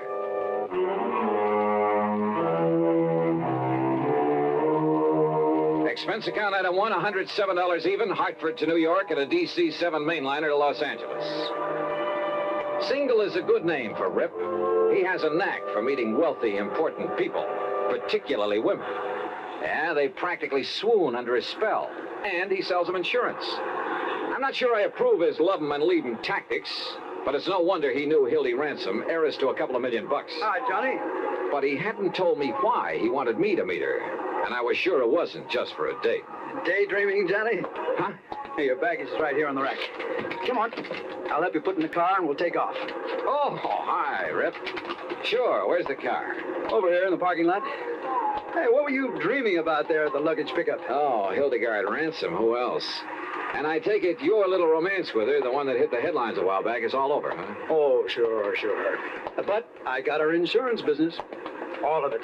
And, Johnny, if I had to, I could live off the premiums of that one account alone. And it must be pretty big. Because if I remember the way you live, fancy clothes, fancy apartment. Well, you can't take it with you, boy. Besides, it's all good for my business. Here we are. Hey, you like this little old truck? The little old truck was a brand new Eldorado Biarritz. Special paint job, gold fittings instead of chrome. Every accessory you can think of, including a bar in the back seat. Yeah, Playboy, party boy, Rip Single hadn't changed a bit. And if you make contacts, make them right where the money is, and if it's a pretty girl that has the money and you can charm her into your arms, baby, you made a sale. Okay. Now tell me, Rip. Johnny, did you ever hear of the Cape Star? What's that? Well, it's an emerald. As big as a robin's egg in a 14-carat mounting loaded with diamonds and rubies. A brooch. Value? Nearly 300,000 clams. This Hildegard Ransom owns it? Uh-huh. Or did. How'd she lose it? Well, all I know is that she called me and she said it was missing and that she wants me to go out and have a look. Out where? Well, I don't want that wacky dame to get her hands on me again. Now, you heard of some of her crazy escapades. Like the time she flooded half of the Bel Air estates. The what? Well, she didn't like the looks of a fire plug on her 5 acres up there, so she had the gardener plant some dynamite under it. Oh, brother. Well, I gotta do something for laughs, she said. Oh, the old story of the idle rich with too much time on her hands, huh? Yeah, that's right. Well, that kind of stuff can lead to trouble sometimes. Where is she, Rip? Bel Air, did you say? Well, when she's home, which isn't often. Right now, I think it... What the Sam Hill? Oh, sure. All the comforts of home. Here now. Hello? RHS 1121. That's right, operator. One moment, please. I have a call for you. Oh, thanks. Oh, brother, when I get rich enough to put a mobile phone in my car. Oh, it doesn't cost much. As a matter of fact... Single, are you coming out here to see me or aren't you? Oh, well, now, Hildy... The fifth time I've called. And, Rip, if you don't do something about my loss of the Cape Star, you call the police. Well, sure, of course. I might have known you would. So they'll tell the papers. More publicity for you in that lousy insurance business. But, Hildy, I always notify the police Well, you know what that means. It means reporters, photographers, cops, half the town falling all over themselves when I get in. Look, Hildy, So if you or somebody else, and I don't mean the cops, if you don't get out and drive... Darling, you know what, I'll cancel every policy I have with you. My own, the houses, the cars, this old tub, everything. Here, will you take this, Johnny? Yeah, sure. Hello? Hello, didn't you hear what I said? Look, miss, What? Who's that? Johnny Dollar. Johnny. So he got you. Well, now we'll have some action. Because you'll come out here right away, won't you? Well, that But depends. I don't know what to do. The Cape Star Emerald gone, and Rip's so busy he can't leave his office. Johnny, you have to come, please. Well, look. Oh, I knew you would, honey, and I'll be waiting for you. Rip can tell you how to get here. Bye. Yeah. Don't be fooled, Johnny. She really is that charming when she wants to be. Okay, Rip, take me to her. Not quite. Huh? That old tub she mentioned is her 165-foot diesel yacht. What? And near as I can guess is about 70 miles offshore. What, do you expect me to walk? Oh, she also has a cruiser. A 58-footer parked down at Balboa. You can go in that. Then you'd better swing around, brother. We're driving north. Oh, there's a private airport up here off Sepulveda Boulevard where I keep my plane. Your own plane? Sure. Holy smoke.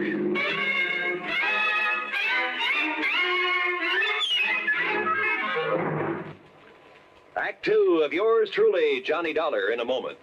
And now for another episode in the life of Sergeant Donald Bellwether, my husband.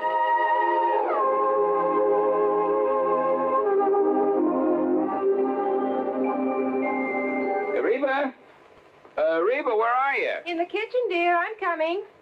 Donald, what are you doing home so early? Are you sick? No, I'm not sick. I came home early to get some work done, but you're going to have to help me. Help you with what? Well, you got me into this. You're going to have to help me get out. Donald, you're not making sense. What did I get you into? Well, it all started this morning. I walked into the lieutenant's office and I started bragging about how well my wife delivered her speech on safety at the PTA meeting. Aw, that was sweet of you. Yeah, sweet, but the lieutenant was quite impressed. In fact, he was so impressed he assigned me to give a talk on safety tomorrow at the enlisted men's meeting. Well, good for you, Sergeant. You can do it. Well, gee, I don't know, Reba. What'll I say? Well, just say that, wait a minute. Hmm? Here's some notes on traffic accidents. Just read these aloud. Oh, come on. Come on, just try them for size. Well, okay. Men, what if a disaster wiped out every man, woman, and child in Springfield, Illinois? We'd be shocked, wouldn't we? So would the entire world. Yet, a total of 95,000 accidental deaths occurred 2 years ago in the United States. That's about 10,000 more than the population of Springfield, the capital of Illinois. Attaboy, you're doing fine. Now, go on. And don't think the men in uniform are exempt from accidents. In one branch of the service alone, 600 were killed and 5,000 injured in a 12-month period. On many, many days during the Korean conflict, more servicemen lost their lives on the highway than on the battlefield. Hey, wait a minute, Reba. These aren't notes. This is a full speech, all typed and ready. That's right, dear. I wrote it for you this morning. Well, how did you know? Well, your lieutenant and his wife were at the PTA meeting, dear. Put up job. I see it all now. I only hope I can do this fine speech justice. Oh, you will, darling. Well, I'll try. Oh, that's my Donald. That's my doll.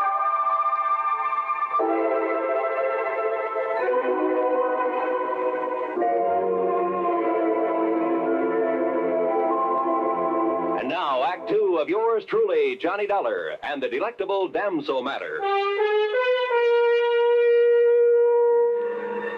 During the ride from Los Angeles to Balboa in Rip Single's private plane, he admitted to me that he hadn't made all his money in the insurance business. Seems a rich uncle had conveniently died some years before. lucky stiff. Rip, I mean. Look, all I know, Johnny, is that Hildy took the Cape Star Emerald along with her on this yachting trip, and now it's gone. Yeah, how much of a trip? Oh, Lord knows where she's been. She said she might end up in China, the Philippines, most anywhere. You see, she has the money, she has the time, and she's done everything under the sun that normal people do, so now she keeps looking for the unusual. Anything for a thrill. Yeah, well, when did she discover the stone was missing? She radioed to me today. From out on the high seas? Yeah. She said she was certain she had it the day before because she'd worn it. And then when she went to look for it, it was gone.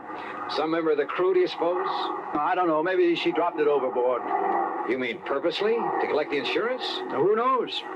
Oh, but if she has so much money... Well, who knows? Maybe she hasn't lost it at all. She just wants company. Oh, look, there's Newport and Balboa down below. I'll circle Hildy's little summer house before we land. Hildy Ransom's little summer house turned out to be a mansion right on the waterfront. And tied up to the long dock was not only the cruiser, but a snappy little speedboat, a small sailboat, and a couple of outboards. All very nice. Not so the skipper of the cruiser. No, my orders the last time I spoke to the Hilda Moral were to take you out to her, Mr. Single, nobody else. Look, we just talked to Miss Ransom by radio, and she wants you to take Mr. Dollar out there. And I tell you, my last orders Well, forget your last orders. Hey, look. Hey, wait a minute, please. Skipper, have you got a radio on this cruiser? Of course. All right, then. Make contact with the Hilda Mora. Find out for yourself. Okay, I'll do it. At the same time, you can get her position, okay? We'll see. Well, give dear Hildy my love, or whatever else you can think of. Anything that'll keep her from switching her insurance to somebody else. You are a louse, aren't you? You don't like me, do you? No. Were you ever really serious with her, Rip? Yeah, sure, but I'm just not the marrying kind. So, Johnny, the field is clear for you. Huh? And if you want to latch on to a few $1,000,000, she's really mighty sweet, attractive gal. Well, let me know how you make out, Johnny. Oh, and please, find that emerald. I beg your pardon, sir. Yeah? We're ready to sail whenever the gentleman's ready. Okay, Skipper, let's go.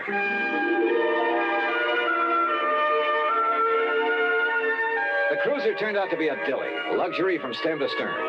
And the trip out to the Hilda Mora took much longer than I'd expected. In spite of the powerful engines that sent us through the water at over 18 knots, it was well after dawn the next morning when we hove to alongside the Hilda Mora. And that 165-foot diesel yacht made the cruiser look like a broken-down rowboat. As for Hildy Ransom, 5'6" or 7", she was blonde and she was beautiful, with quick blue eyes that had fun and laughter sparkling in them, and a figure. Well, come on, Johnny, come aboard. And Marty, you keep the cruiser around in case Mr. Dollar wants to go ashore again. Hi, sir, Miss Pat. Hi, Johnny. Welcome aboard the old tub. You call this floating palace a tub? Well, after the holes that got shot into it, it's a wonder we're still afloat. You've been shot at? Off Formosa on the China coast. We had a ball. For a while, I thought some of the red aircraft were going to strafe us one night. Holy. But it got too dark for them, and the captain, the old fuddy-duddy, turned off all our running lights, and we headed out to sea again. What under the sun were you doing off the China coast, Miss Ransom? No, it's Hildy. Oh, just finding out what goes on in the world. You know what I really wanted to do? What? Pay a visit to Joe and Lai. The Red General? Why not? But they wouldn't let us ashore long enough without a lot of fuss and bother, so... Now, let's go into my quarters and talk about the Cape Star. Yeah, okay. I could kill that Rip Single for not coming out here, but I'm so glad you could. You're even better looking than I'd heard. Huh? Are you as much of a wolf as Rip says you are? Oh, well, now, wait a minute. Okay. I'll find out for myself. It might be fun finding out. Johnny? For a minute, I began to wonder. Maybe Rip wasn't the only one in this affair who turned on the charm to further his own ends. Hildy Ransom, let's face it, was a wealthy ne'er-do-well who'd do anything for a thrill. Couple her with a character like Rip Single. Yeah, I wondered. But then, walking along the deck with her, I saw something that suddenly changed my mind. One of the crew who ducked into a doorway when he spotted me. Who, I wasn't sure. but I had a sudden mental image of his eyes, somewhere in the past, looking at me over the sights of a gun. Act 3 of yours truly, Johnny Dollar, in a moment. Do you know who said, "That man is free who is protected from injury"? Those words came from Daniel Webster, one of the most eloquent orators in American history. Webster knew that a man could not be free unless he lived in a country which recognized his right to freedom and created laws to protect that freedom. A slave state may say that its citizens are free, but as long as a single citizen can be harmed by the whim of a country's rulers, true freedom does not exist. A man is free only if his rights to freedom are protected. Remember the words of Daniel Webster. They are part of your American heritage. The free man must be protected from injury. And now, Act 3 of yours truly, Johnny Dollar, and the delectable damsel matter.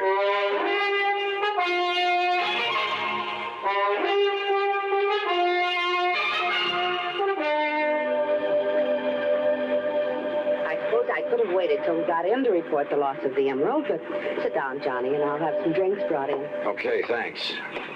Now listen. Because of where we've been on this trip, we'll have to go through customs, and there'll be the police and the reporters and so on. And whoever took the Cape Star might have a chance to... What's the matter? That drawer where I kept it. I'm sure I left that closed after I'd hunted for it, and... Excuse me. Johnny. Yeah. Look. Look, it's here. The Cape Star, it's back. You're sure? Yes, of course. Here, look at it. And you're sure it wasn't there before? Of course I am. I turned this cabin upside down.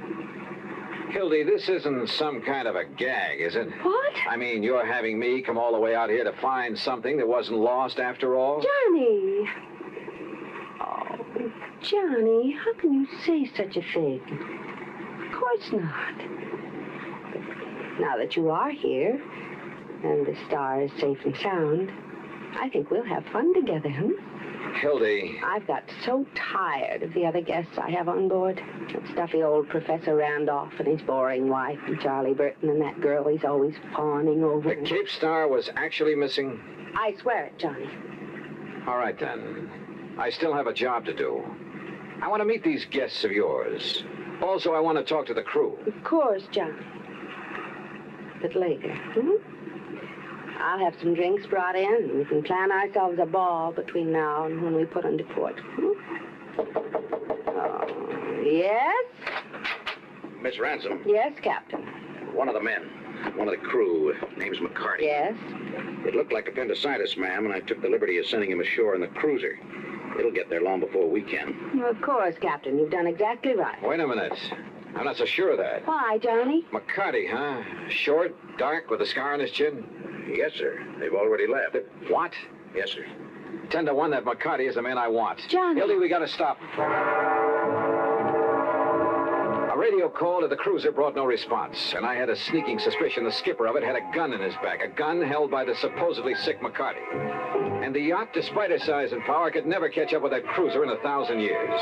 If you're right, Mr. Dollar, we'll radio to the Coast Guard to intercept it. But I couldn't be sure that I was right.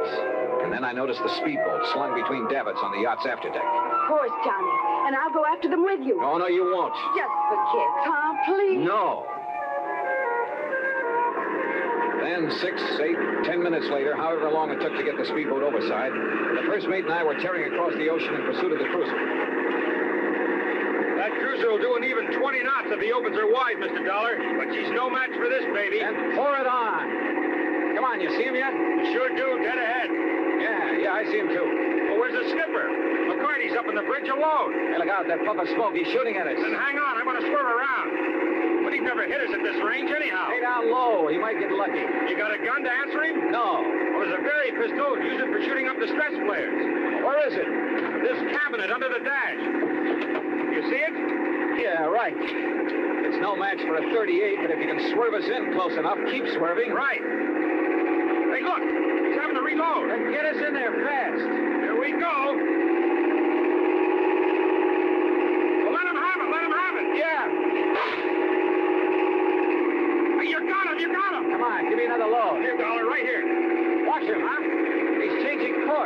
right. Look out, he's turning into it.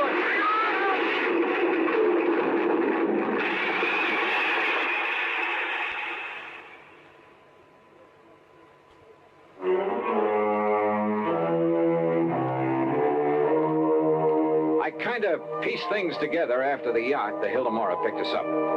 By sheer luck, my shot with a flare gun had struck McCarty full on. He was badly burned. And after the smash-up, the mate had pulled me out of the drink. By then, the yacht caught up with us. And do you know what he was doing, Johnny? That man who called himself McCarty?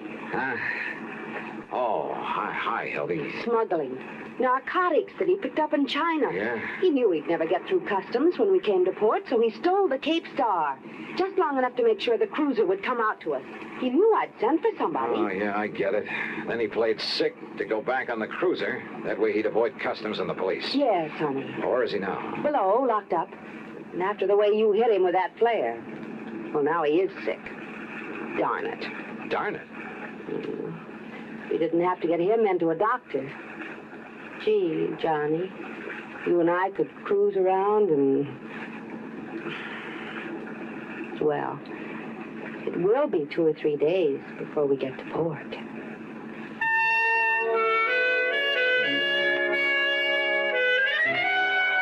Three days. And what a 3 days. But, oh well. Expense account total, including transportation back to Hartford, $230 even. Remarks? It's funny, isn't it? You never know what you're going to get into when you take on even the most routine kind of case. Yours truly, Johnny Dollar.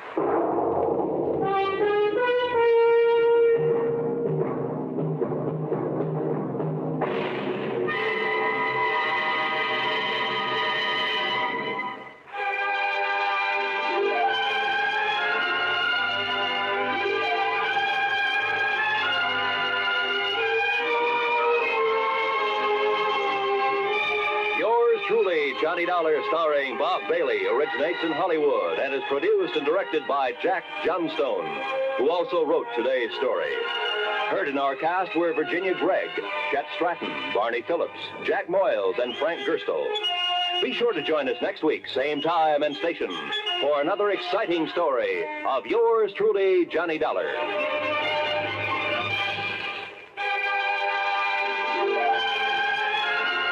This is Roy Rowan speaking.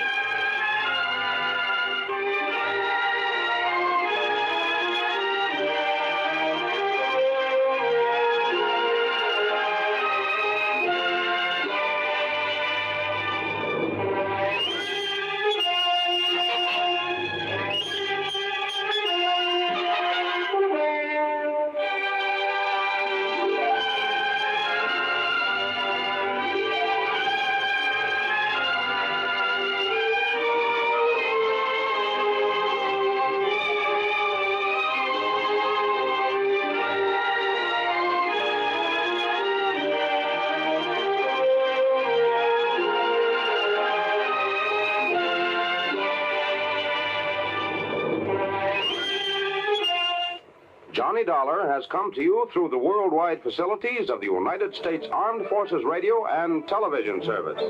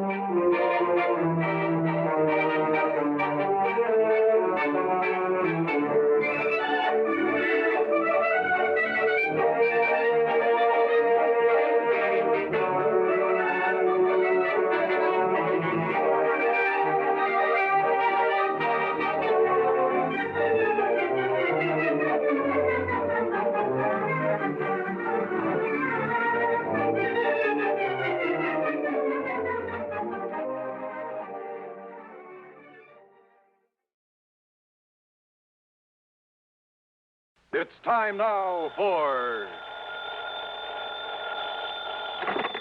Johnny Dollar. Hi there, Johnny. This here is Sidewinder Wilson. Oh, well, what can I... Who did you say? Sidewinder Wilson, you know, out here in Bumswung, Oklahoma. Oh, wait a minute. You mean that old friend of Durango, Laramie Dalhart? I sure do. Unless you've forgotten it, I'm the man that helped you find Durango that time he disappeared. Sure, of course you did, Sidewinder. If it hadn't been for you, he'd never have found the old coat. Yes, sir. Well, what's on your mind? Well, if you should just happen to mosey out here to Bumspung, well, Johnny, I think I could show you something that'd make your eyes pop out all over your head. Sidewinder, is this an insurance matter? Now, you don't think I'd be calling on you if it wasn't, do you? What's it all about? Well, I'll tell you when you get here. Well, now, Sidewinder, I'll be waiting for you at Durango's ranch. So long, Johnny. Well, now, wait a minute. Sidewinder.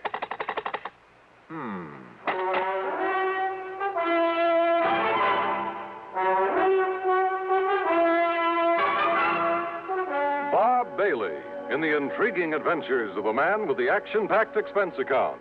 America's fabulous freelance insurance investigator. Yours truly, Johnny Dollar.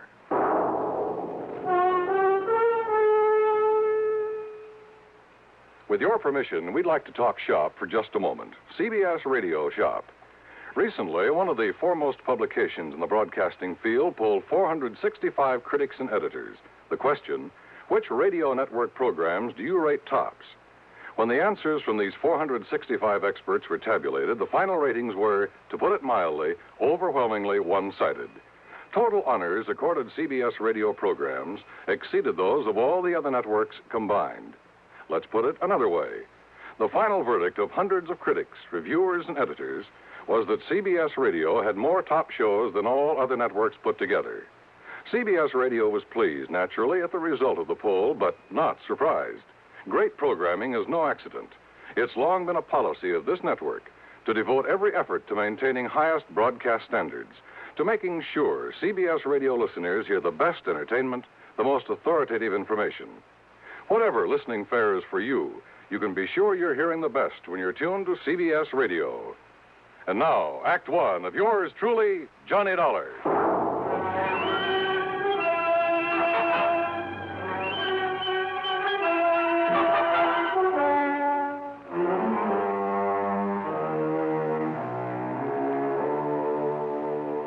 Expense account submitted by Special Investigator Johnny Dollar to Floyd's of England, North American Office, Hartford, Connecticut. Following is an account of expenses incurred during my investigation of the Fairweather Friend matter.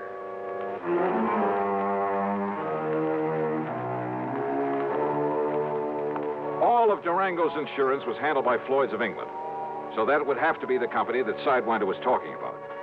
Expense account item one, $1.20 for a taxi to Floyd's headquarters in Hartford in the office of George Reed. Well, this is a switch, Johnny. You're coming here. George, I just got a call from that town out in Oklahoma with the unlikely name of Bumspung. The old Indian name, I understand. It means bad spring, bad water. Yeah, it was from a friend of Durango, Laramie Dalhart's, an old character by the name of Sidewinder Wilson. You know, of course, that Durango was here a few days ago. Here in Hartford, and he didn't drop in to see me? He dropped in to pay the $4,500 premium on that insurance he carries for the benefit of his niece, Carol Dalhart. He must think an awful lot of that girl. Yeah? Well, who wouldn't? What? George, that Carol's a living doll. If I were ever to think seriously of getting married, well, believe me. Oh, what's the hitch? Does old Durango object? Object? Far from it. Hey, tell me, did he pay off that premium in the usual brand new $100 bill? Yes, and as usual, he peeled them off a roll that was big enough to choke a horse. Johnny, why that man carries so much cash around with him? Now, what did this fellow Wilson call you about? Sidewinder wouldn't tell me. Well, now, wait. There was a robbery murder case out there a while back in the little town of Fairweather. Oh? That's a few miles north of Enid, Oklahoma. What happened? Well, it was the messenger carrying some negotiable securities to the small bank there in Fairweather. Ah, you get stuck for insurance on both the man and the securities? Only on the messenger. The securities were returned. By whom? Well, neither the bank nor the police out there ever found out. Funny. Do you suppose that's what Sidewinder called me about? Well, there's only one way to find out, Johnny. Which is to say that Floyd's of England will pay my expenses. Well, now, within reason, of course. Huh? Well, why kid about it, Johnny? That freewheeling expense account of yours. George, you sound as though you don't trust me. Well, of course I do. Oh? Well, you shouldn't. Huh? George, I'll be in touch. Expense account item 2, 9730, transportation. The plane dropped me off at Enid, Oklahoma, shortly after 6 p.m. Item 3, $2 even for some food. Item 4, a $50 deposit on a drive-your-own car. I drove north on Highway 81 then, after some 27 miles and after crossing the Salt Fork of the Arkansas, which, much to my surprise, had a trickle of water in it, I turned left on the rough dirt road leading to Bum Spung. Finally, there it was. The same 2 or 3 acres of poor, barren, sandy soil. The ramshackle house and the remains of a barn, leaning tiredly on the timbers that helped to prop it up. And out in front were the same 2 sad-looking cows, the old and weather-beaten horse, a friendly, mangy, toothless hound who shook himself as he got up out of the dust and proceeded to assert his authority. And I still couldn't figure why Durango, who was worth millions in oil royalties, had ever chosen to settle down in this lonely, desolate spot. And yet, thanks to Carol, his attractive niece, the inside of that huge, unpainted house was clean, modern, well-furnished. I wondered if Carol would show up, but I saw no sign of the sleek convertible she always drove. Swinging open the sagging wire gate, I wondered if the ancient Maxwell, parked at one side, belonged to Sidewinder Wilson. I didn't have to wonder for long. Hey! Hey, you crazy old coot! Yippee! Sidewinder! What the Sam Hill's the matter with you? Welcome to Bum Spung, Johnny. Oh, listen, you wild old character. Put that thing down or I'll start throwing some lead around myself. With that little 38 lemon squeezer of yours? Why, you... No, sir, Sonny. You wouldn't stand a chance. Well, now, what's the big idea? Well, I just wanted to show you that when Durango leaves me in charge of his ranch, he leaves it in good hands. And also, I wanted you to feel real welcome around here. Yeah. Now, how are you, Johnny boy? Well, still in one piece, no thanks to you. The crazy way you and Durango have of making somebody feel welcome around here. Where is he, by the way? Well, first he went to Hartford to pay up on his insurance. Then he flew down to Washington. Oh, what for? Well, to pay up on his income taxes. Wanted to make sure he got them in the right hands. Well, now, he didn't have to go to Washington for that. Well, he figures it makes it easier that way. He just carries along a big bundle of money and lets them take whatever they think is right. Oh, no. Now, listen, Sidewinder. Yeah? Did you call me in connection with that bank messenger who was killed down in Fairweather? That's right, Johnny. I understand the securities he carried were returned to the bank. Yes, sir. They were sealed up in a big envelope and laid on the front doorstep of that bank. And what I figure, Johnny... You figure that if I can find out who sent him back the securities, I'll have a lead on the killer. That's right. And, Johnny, I know who sent them back. You do? Yeah. You're sure? Yeah. Well, who, Sidewinder? Me, Johnny. What? Yes, sir. Me.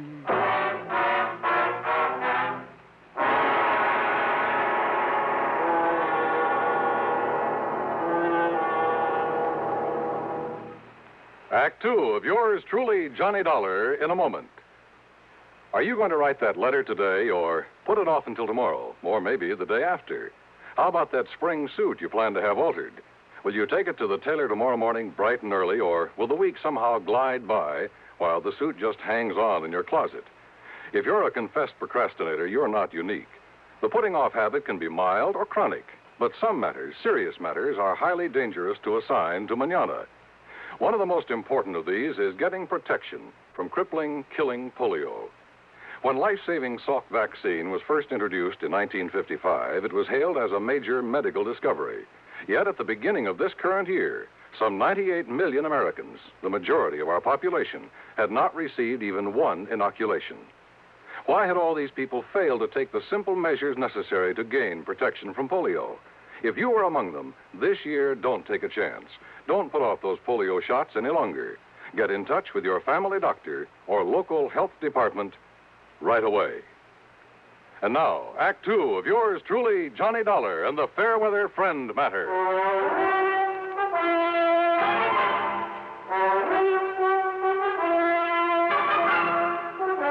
Come on in the house, Johnny, and I'll tell you about it. Now, just let me get this straight, Sidewinder. Huh? The bank messenger down there in Fairweather was held up and murdered. Yeah? The securities he carried were stolen by the killer. Then they were returned to the bank. That's right. And I'm the one who returned them. Sidewinder, you... Now, look. Don't tell me that you're the one. Me? You think that I'm the one that killed that messenger? I didn't say that. Well, that's what you were thinking, ain't it? Well, you said yourself that whoever returned those I securities... said whoever left them back at the bank. Now, just you stand real still, Johnny. Oh, come on now. Put that thing down, Sidewinder. And don't you move none. Look, would you listen to me? And maybe you even better stop talking, or that Sidewinder rattlesnake coming toward you might take it into his head to... Easy now. Oh, yeah. I can hear him. Easy now, whilst I get a bead on him with this study. There you be. Right in one eye, not t'other. And I'll just cut off his rattles and add them to my collection. Oh, brother, thanks. No wonder they called you Sidewinder. Yeah.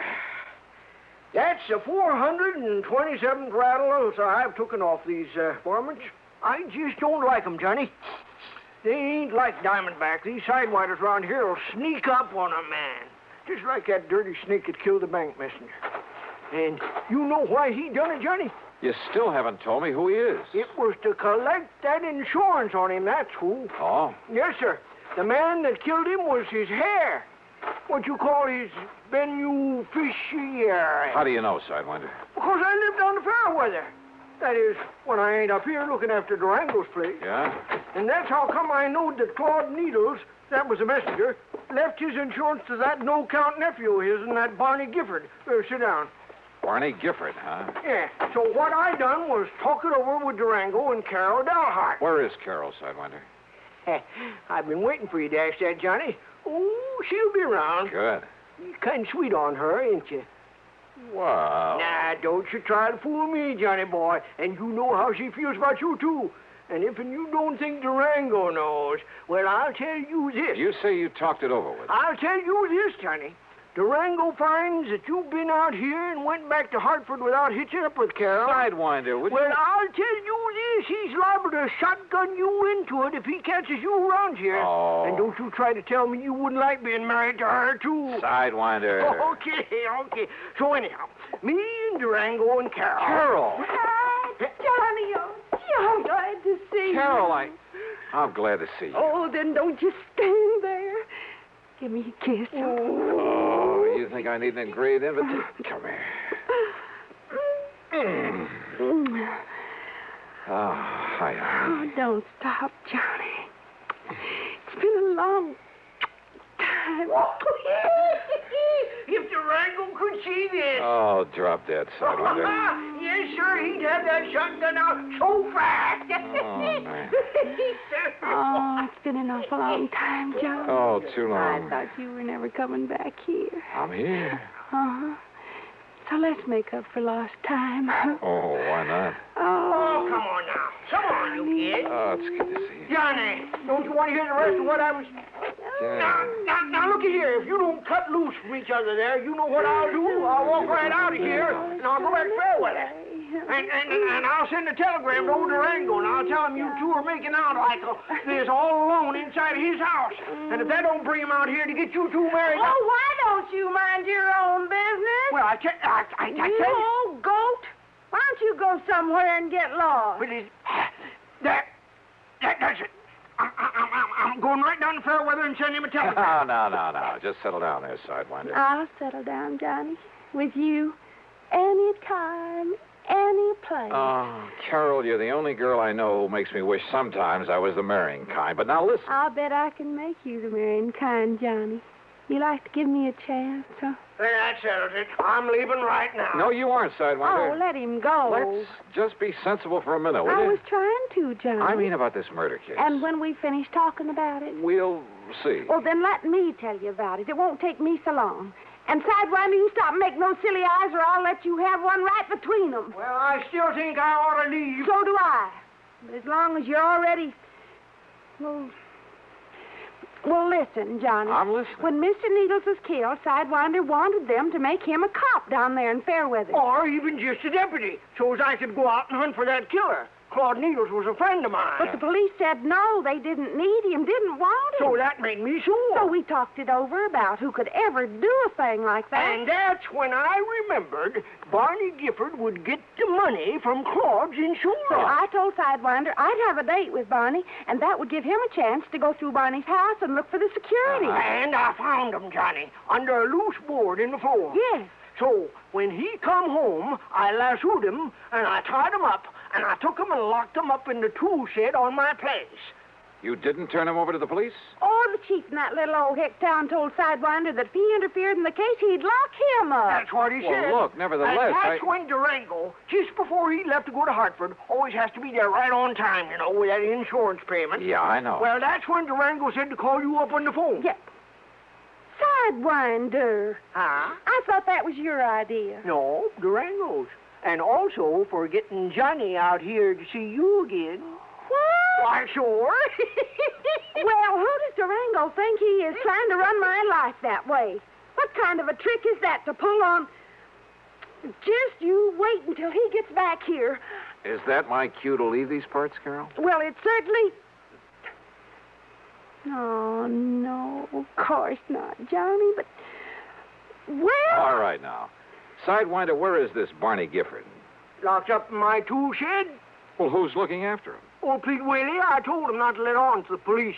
You sure he can handle a man like Gifford? Oh, yes, Sidewinder. Well, I don't see why Hey, not. look, maybe we'd better drive on down there. Well, sure, but wait till I answer that phone. It's probably Durango saying to hold on to you, Johnny. He's probably on his way. If that's Durango, you tell him I've left. Hello? Now, you don't mean that, Johnny. I bet Durango really would make you marry me. Oh, Would that be Carol. so bad? Johnny. Johnny. Carol. Oh, why don't you stay on that... Sidewinder, what's the matter? Listen, that was old Pete. Yeah? Barney got loose. Like to kill old Pete. Oh, no. And now Barney's coming here. Coming for me. To kill me. Act 3 of yours truly, Johnny Dollar, in a moment. Be sociable, look smart, keep up to date with Pepsi. Drink light, refreshing Pepsi. Stay young and fair and debonair. Be sociable, have a Pepsi. When friends drop in, let your hospitality show you're sociable in the modern manner. Pepsi, you know, is the favorite of the smart and young at heart. Be sociable, look smart, keep up to date with Pepsi. Drink light, refreshing Pepsi. Stay young and fair and debonair. Be sociable, have a Pepsi. Have you tried a Pepsi lately? And now, Act 3 of yours truly, Johnny Dollar. Okay, then. If Barney Gifford's coming here, we'll be ready for him. We'll... Sidewinder, you aren't afraid of him, are you? He's a bad one, Johnny. But if Sidewinder was able to subdue him before... Well, I caught him off guard, Johnny. He didn't have no gun then, but he has now. He took old Pete. And Barney's a deadly shot. It's the only good thing you can say about him. And don't you see, it's dark outside now. If we stay around here inside the house, we'll be like a flock of sitting ducks. Yeah, but I don't think we'll stay inside. You mean we'll just run away from him? No. How long ago did he get away from Pete? Well, Pete says it was more than an hour ago. Then we haven't any time to waste. What are you going to do, Johnny? I know what you're going to do, Carol. Yes? Get out of here. Go on back to Enid. Tell the police. By the time they can get up here, Sidewinder and I will either have things under control or, well, then they can take over. Why don't you phone the police? Because I'm telling you to go on down there. You're just trying to get me away from here, aren't you? That's right. No, Johnny. I can shoot just as good as you and Sidewinder, and there's plenty of guns in the back room. No, Carol, that doesn't make any difference. You think I'm going to leave you here with a killer after old Sidewinder, and if Barney finds you with him, he'll try to kill you, Carol, too. will you just... I won't go, Johnny. I won't leave you. Okay. We're just wasting time. I haven't seen any car lights out on the road, but that doesn't mean that... That's right, mister. It doesn't mean a thing. Him. The front door had been pushed open by the barrel of a high-powered rifle that slowly fanned the three of us. I knew that if I made a move to draw my handgun, if Sidewinder took a step toward his .30-30 on the table, and if Barney was the excellent shot that Carol said he was. All right. Put your hands up and come walking out this door. Listen, Barney, Shut give up, it... do like I say. Come on, Carol. Sidewinder. Come on. Come on, don't try anything. All right, Barney. Not so brave now that I got the advantage, are you, Sidewinder? All right. If you gotta kill somebody, kill me. You leave them alone. Now that they know all about me? No, sir. I'm gonna kill all of you like I killed old Pete. Now, stop. You keep your dirty hands off of me, you... Keep them up, Carol. So you're not carrying a gun. I know that Sidewinder never carries it. But you do, don't you, mister? Thanks. And I think I'll use it to kill you. So if you want to put your hands down to pray... Well, Sidewinder, Yes, Johnny? you think maybe this is retribution for that killing you did today? Killing, Johnny? Yeah, when I first got here. You remember. Oh. I don't know what you're talking about, mister. But I'm not going to waste any time. Barney, please... Shut up, Carol. You're going to go first. All right, now listen, Gifford. And you, mister. And last of all, Sidewinder. Huh? What's that? It's a snake. It's a rattler. It's back of you, Sidewinder. No, it's over next to Barney. Where?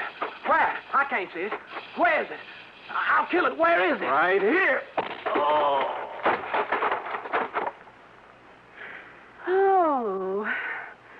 But that snake... Oh, thanks, Sidewinder. I'm sure glad I saved these rattles, Johnny.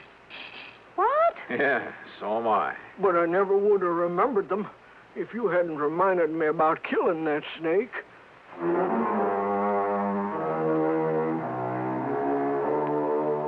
You know something?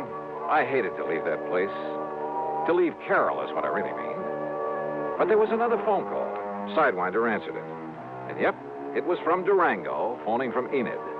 Durango was so tickled to learn I was still around that he promised to come out to the ranch as fast as he could. Yes, sir, just as soon as he can pick up the preacher. Sidewinder. Well, much as I love that gal. Well, expense account total, including the trip back to Hartford and mileage on the rental car, $203.50. Yours truly, Johnny Dollar.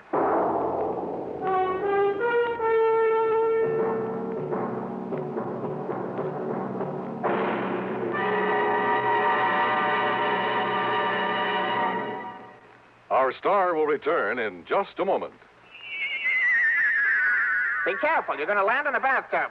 Who's driving this flying saucer, you or me? Well, what do you see? Oh, germs. Millions and millions of germs.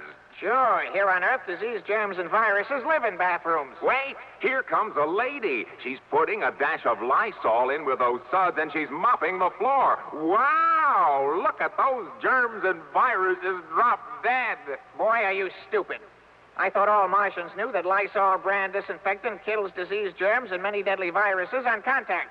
Disinfects from one cleaning to the next as nothing else can. That's right. I remember my 7 grandmothers saying Lysol makes your favorite cleaner work better, including many that claim to sanitize. I'm sorry you learned to speak English by listening to commercials. And Lysol comes in regular or pine fragrance for as little as 29 cents. How much is that in Martian money? Now, here is our star to tell you about next week's story. Next week, well, getting away from Durango Laramie Dalhart isn't as easy as you might think. Join us, won't you? Yours truly, Johnny Dollar. Yours truly, Johnny Dollar, starring Bob Bailey, originates in Hollywood and is written, produced, and directed by Jack Johnstone. Heard in our cast were Virginia Gregg, Junius Matthews, G. Stanley Jones, James McCallion, and Bill James. Be sure to join us next week, same time and station, for another exciting story of yours truly, Johnny Dollar. This is Dan Cumberly speaking. Suspense is next over the CBS Radio Network. WROW, Albany, New York. 10, 10, 10. Yes, 10 hours of price-shattering bargains at Henry S. Mantell Furniture, 343 River Street, Troy. This merchandise must be sold at once, at savings to you of up to 87%. Mantell's was unable to extend their Latham store lease, so the stock from the Latham store has been moved to Mantell's main store in Troy. Save on famous brand merchandise, Haywood Wakefield, Kraler, Simmons, Norge, Motorola, and many more. Buy a $339.95 two-piece living room suite for $199.95. Or a $34.95 famous Make Inner Spring mattress for $17.88. Or a modern bedroom set, regularly $259.95, now $139.95. This tremendous sale at Henry S. Mantell Furniture begins Monday, 6 p.m. to 11 p.m., and Tuesday, 6 p.m. to 11 p.m. The store will be closed during the day to mark down merchandise and arrange stock. Remember, there's no money down at Henry S. Mantell Furniture, 343 River Street, Troy. Johnny Dollar. This is Mr. Ernest L. Whiteman, Providential Assurance Company. Providential Assurance? That's right. You've heard of us, of course. No, sir, I can't say that I have. But what's on your mind, Mr. Whiteman? Embezzlement. Don't try it. What? Liable to get yourself into a lot of trouble. I beg your pardon. I'm sorry. I was just trying to make it funny. Oh, yes. Yes. Well, now, if you care to look into this for us... Sure, why not? Then I suggest you come here to my office and I shall give you the details. I take it there's a fee here in addition to my expenses?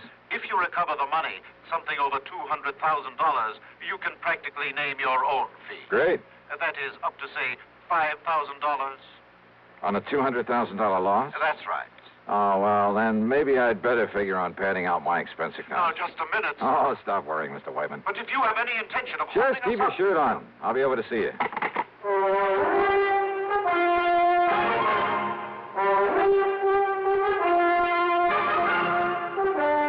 CBS Radio brings you Bob Bailey in the exciting adventures of the man with the action-packed expense account, America's fabulous freelance insurance investigator. Yours truly, Johnny Dollar.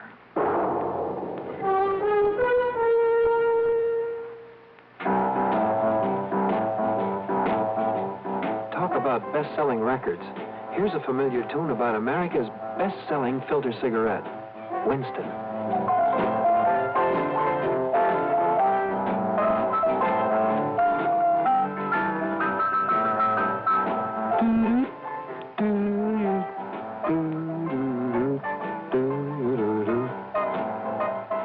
Winston gives you real flavor, full, rich tobacco flavor. And you know, that's because only Winston has filter blend up front. Choice, flavorful tobaccos, specially selected and specially processed for filter smoking. No wonder Winston tastes good, like a cigarette should. Smoke Winston. And now, Act One of yours truly, Johnny Dollar.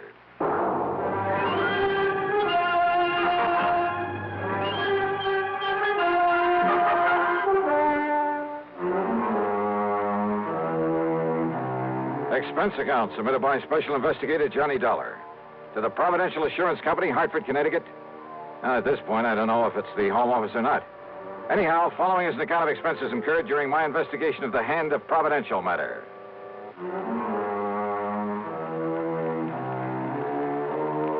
For some reason or other, dealing with a new company usually spells trouble for me. But expense account item one, $1.25 for a taxi to the offices of Providential down in the square.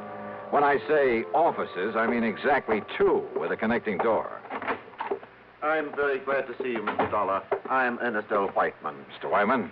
And this gentleman, Mr. Dollar... I'm the man that had Ernie Whiteman send for you. Yes, this is... Name is Elwood Sprague, Dollar. I'm the owner of this business. The sole owner, Mr. Sprague? That's right, son. Providential Assurance is all mine, lock, stock, and barrel. I see. Made a lot of money in oil down in Texas. Couldn't find any way to spend it all, so I started this here. So what happens? All I get is more money out of it. Yeah, well, Mr. Whiteman said something over the phone about an embezzlement. Exactly. $200,000 that was taken from... Go ahead and tell them all about it, Ernie, my boy. Tell them how it happened. Well, you see, Mr. Dollar, immediate public acceptance of our company is largely due to the What fact he that... means, Dollar, is the reason we sell so many policies is on account of We always pay off any claims real prompt in cash and hard, cold cash. Exactly. And for that reason, Never question a claim. Just pay it off in cash. That's what we promise, and that's what we do. And for that reason, Mr. Dollar... That's why so many people who can't afford much insurance come to us. Yes, but as a result... So what happens? Instead of a nice tax loss, there ain't enough claims to fill your hat. All we make is profit. You mean you've hoped to lose money in this business? Tax loss, Mr. Dollar. You ever have to pay the taxes on profits from a couple of hundred producing oil wells? Hardly. But now, Mr. Whiteman, about this embezzlement. As I started to say, paying off in cash as we That's right. do... Means keeping a lot of cash on hand. Oh? Then this embezzlement was of your own money? Exactly. The money was stolen from us. You kept that kind of money here in a safe or something? Well, wouldn't keep it laying around on the floor, would you? Well, have you any idea who might have taken it? We most certainly have. Sure. It was Hauser. Tom Hauser. The only one besides Whitey had the combination to the safe. He also kept the books, Mr. Dollar. Well, didn't you check his books periodically? Oh, of course I did. But when I discovered the loss this morning, I also discovered he'd been juggling the accounts. Well, how long ago did this Tom Hauser work here? Up until yesterday. As I told Mr. Sprague, I informed Hauser last night that I planned to check the cash as well as the books this morning. So what happens? This morning he's gone, and so is the money. Well, Dollar?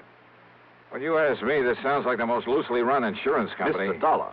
How you ever managed to get a license from the insurance commission? Well, now, that license is something we ain't bothered with yet.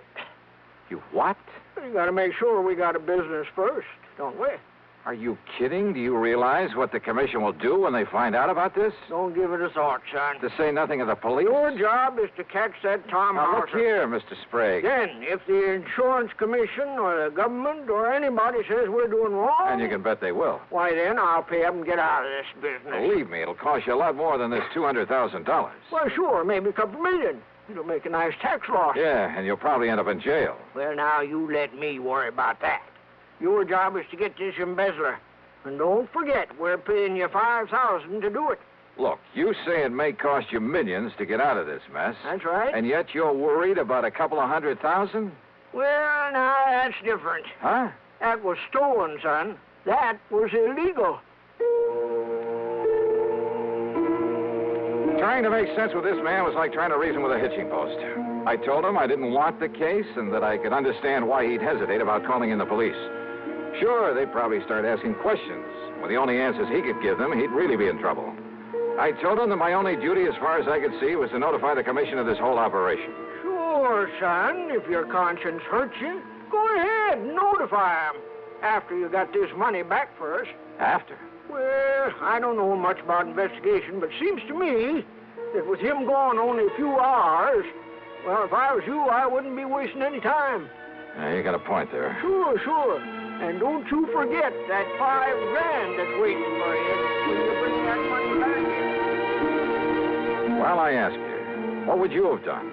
And with a fee of $5,000 dangling in front of your eyes? Yeah, that's what I did. I took the case.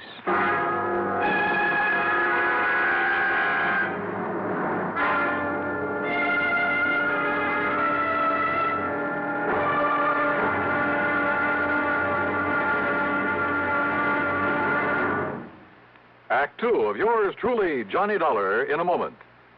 Higginbotham here. We will now commence our lesson in stereophonic reproduction.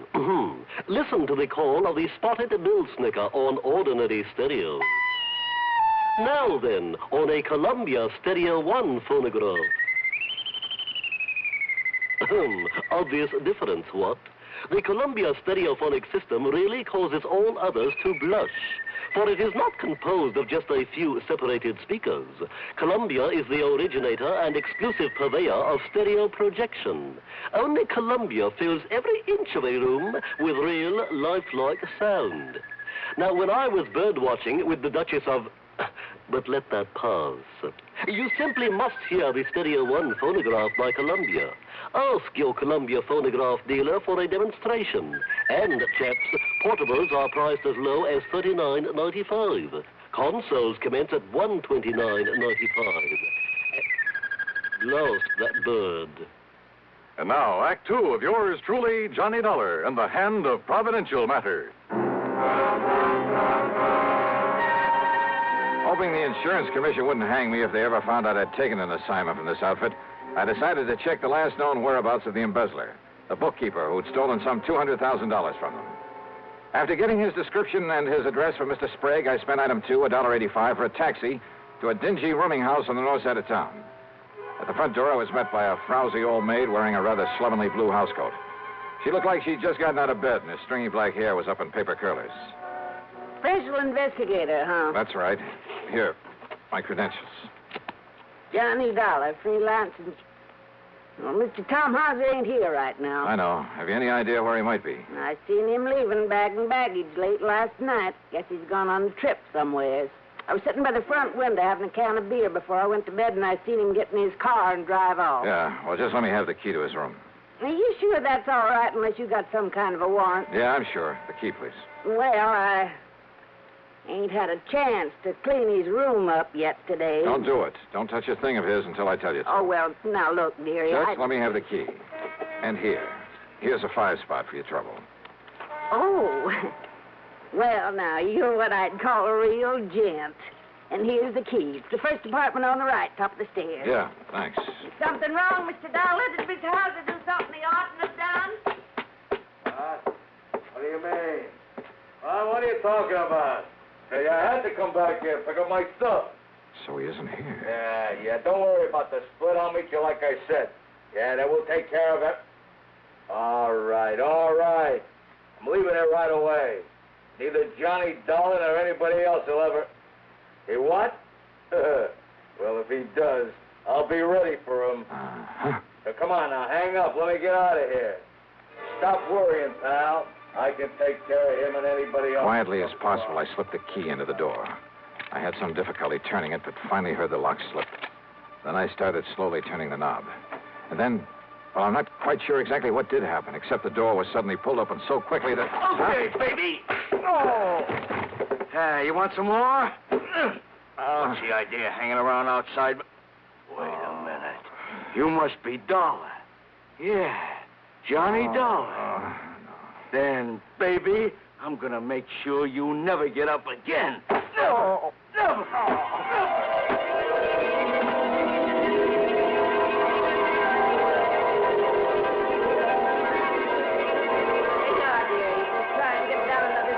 Out of this bottle. Just leave that wet rag laying there on your forehead. It'll make you feel better. What do you... Oh, holy... Yeah. You just stay there on the floor until you feel better. Where'd he go? Oh, dearie. Who done this to you? You didn't you see him? I heard a big noise up here, and when I run up the stairs, he must have heard me and run away. You was just laying here bleeding this way. That window. What's outside that window? Only the fire escape. Look, dearie. Yeah? Busted table lamp. This must have been what... Don't touch it. What? No, I'll wrap it in my handkerchief and... But who could have come here and done this to you? I can't imagine. Well, I can. Tom Hauser. Item 3, $1.20 for a cab to police headquarters. Anybody but Sergeant Ed Wilson would have asked a lot of questions that I didn't feel like answering. Ed simply took the lamp, told one of the boys in the lab to check, and if he found any prints on it, to classify them, then send a teletype to Washington. Item 4, $1 even for a cab to my apartment. After a long, cool shower, I felt somewhat better. I just got back into my clothes when the phone rang. Johnny Dollar. Ed Wilson, Johnny. Those prints on that lamp. Yeah, Ed. Thomas Harker, alias Tim Hosker, alias Tommy Hauser, alias just about everything else you can think of. Johnny, that boy is one of the 10 most wanted. No kidding. And for everything from safe-cracking to murder. You got any kind of a lead on him? Only that rooming house where he slugged me. Then he may be 100 miles away by now. I wouldn't bank on it. So, Ed... Yeah? You'd better put out that good old dragnet. Oh, don't worry, Johnny. But listen, just remember one thing about him. Like what? If that boy thinks you recognize I didn't even get a look at him. Maybe he doesn't know that. And if he finds out he didn't kill you, Johnny... Well? He'll be back to finish the job.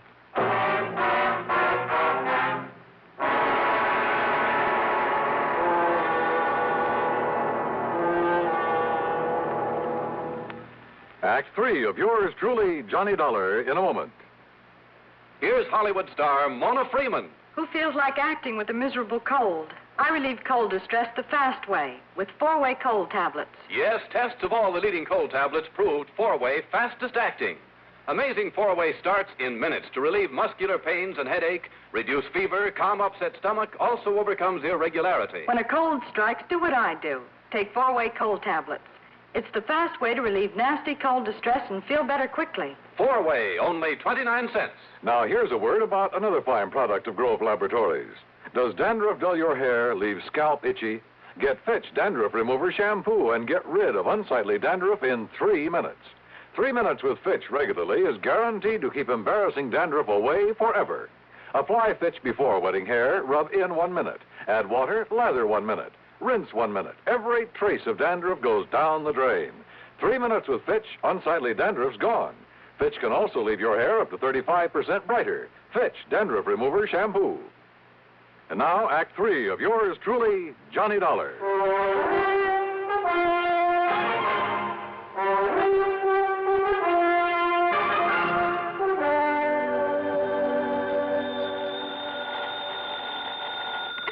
Yeah, Ed. Ed, this is Pat McCracken, Johnny, at Universal Adjustment Bureau. Oh, sorry, Pat. I thought it was Ed Wilson again. Sergeant Wilson of police headquarters? Yeah, and listen, I'm in kind of a hurry. Oh, then I won't hold you. I was just hoping you'd have time to look into what appears to be a phony insurance company for us. What?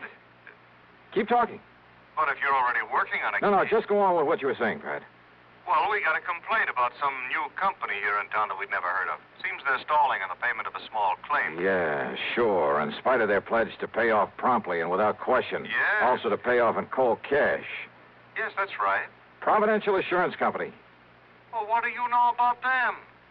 Johnny? Oh, I'm working on a case for them. Oh, no. Oh, Johnny, don't. I telephoned the commission, to find out who they are and Yeah, where the they are. commission never heard of them. Exactly. So if I were you, until we can find out whether they're a legitimate outfit, Johnny, I wouldn't touch them. Hey, tell me, Pat, what'll the commission do? But they've notified them by mail. They're sending over a committee to investigate, to look at the books and so on. When?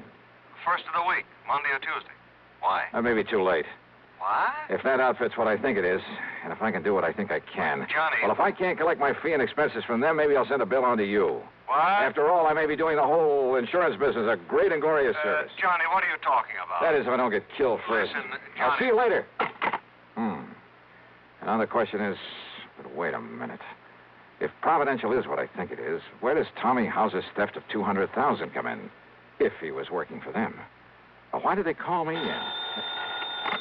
Johnny Dollar. Hello. This here is Elwood Sprague. Oh, yeah, Mr. Sprague. I wasn't sure I'd find you in. Yeah, I think I can understand that. Or maybe you weren't sure you'd find me around at all anymore. No, listen, don't get me wrong, Dollar. I want to see you. I got to see you right now. Yeah, why not? They're at your office? No. Well? My room, here at Guilford. And you'll come alone? Are you alone, Mr. Sprague? Yes, Mr. Dollar. Will you come right away? Yeah, as soon as I can. Thank you. That's funny. If he wants to see me, if he is alone. Or is this some kind of a trap? No, there was absolute sincerity in his voice. I was sure of it. Yeah, and there was something else, too. Fear. Maybe that was it, fear. Hello? Johnny, listen, you said you'd been working with the police. So? Well, I knew I'd never get anything out of you, so I called them. Listen, if this Elwood Sprague of Providential has anything to do with the beating you took, has he? Pat, I'm on my way over to see Sprague right now. Well, I tried calling Providential. He isn't there. I know. But if he and that gangster, that Tommy House... Sorry, Pat, he's waiting for me over at the Guilford. Johnny... There was no time to waste. Maybe Hauser was still gunning for me, but if so, well, maybe I wasn't the only one. Item 5, a couple of bucks for a cab to the Guilford Hotel. And there in his room, I found a very different Elwood Sprague than I talked to earlier. And the story that he slowly, nervously unfolded proved to be very interesting. So maybe I didn't ever make no oil fortune there in Texas. It ain't so easy down there as you might think. But I learned to use my wits and my brains to get along by outsmarting the next man. You see what I mean, Mr. Dollar? Then those 200 oil wells you were talking about... Well, it made a good line. It fooled you, didn't it? It even fooled Ernie Whiteman for a while. That's what gave him the idea. The idea for what, Mr. Sprague? Well, me to front for this insurance racket. You know, collect a lot of premiums, and then we'd skip town. Right in the heart of the insurance industry? Always harder to pick out a bad apple in the barrel for, ain't it? Oh, brother. So what happened? That Ernie's a salesman, Johnny. When he got started on the country people around here, the money come rolling in. And when somebody made a claim, we stalled him on it. How long did you think you could get away with this? Until the commission got wise to us. Then we'd move out. The commission was planning to investigate you next week. I know. Only by that time we'd be out of here. You and Wyvern and this Tommy Hauser. Hauser. Ernie brought him in. He said because he had a record, the police would know about him, so he would take the rap if anything went wrong. But then he walks out with all the money last night. And then you sent for me. Why? Because Ernie and me go after Hauser, he might have killed us. Ernie didn't want to send for you, but I made him. I held a gun on him. Oh, real nice people. Because maybe Hauser didn't know you. Maybe you could nab him and get the money for us. So what if you did get wise to us? What if we should have to cut you in to keep you from blabbing to the law? You rotten. Do you think everybody in this world is a crook? Well, at least it was better than leaving Hauser get away with all of it. It looks to me like he has so far. But, Johnny, now listen. Oh, I'm listening. Now, Ernie didn't know it, but I heard him on the phone. He was talking to Hauser. He was double-crossing me. They're meeting somewhere to split the money. Yeah? Well, what else could you expect? Now, listen, Johnny. Then they're coming over here to kill me so that I can't talk, you see. That's when I phoned you to come over here. And you think for 1 minute I'm going to stick my neck out to save that lousy hide of yours? Oh, you got to, Johnny. You got to. All I got to do is turn you over to the police. The police? Or would you rather just sit here and wait for Hauser and Wyvern? Well? Oh, all right, Johnny. All right, come on. At least it may keep you from getting shot, which is better than you deserve it. Well? Ernie.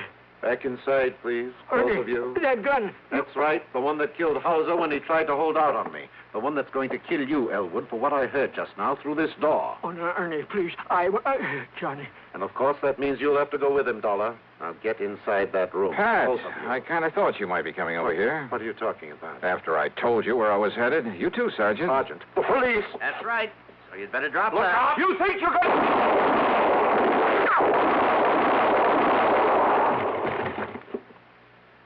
Well, Johnny? Well, thanks, Ed. You too, Pat. Oh, and Ed. Yeah, Johnny. Maybe you'd better put a pair of cuffs on Mr. Sprague here. You know, to keep him out of any more trouble. Oh, I'll go along peaceful.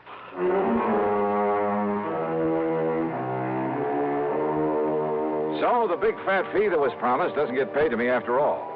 And I'm sure I may as well forget the expense account for a change. But you know something? It doesn't matter.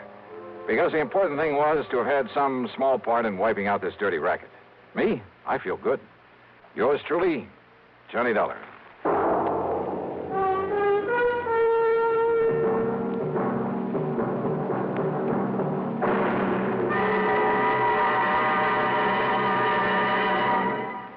Our star will return in just a moment.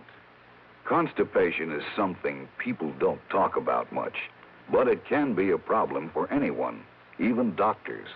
And when constipation occurs, it's interesting to see just what doctors consider important about a laxative they might use or recommend.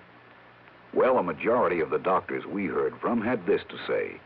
A laxative should be effective, gentle, as close to natural acting as possible, and a medicine that can be used with complete confidence. Now, X-Lax has been popular with many doctors and millions of people over the years because pleasant-tasting chocolated X-Lax is effective. Overnight, it helps you toward your normal regularity. X-Lax is gentle. Next morning, it gives you the closest thing to natural action. And that's why many doctors and millions of people use X-Lax with complete confidence. X-Lax, the laxative that helps you toward your normal regularity gently, overnight. Is X-Lax in your medicine cabinet? Now, here is our star to tell you about next week's story. Next week, a man who uses government help to promote his one-man crime wave. Join us, won't you? Yours truly, Johnny Dollar.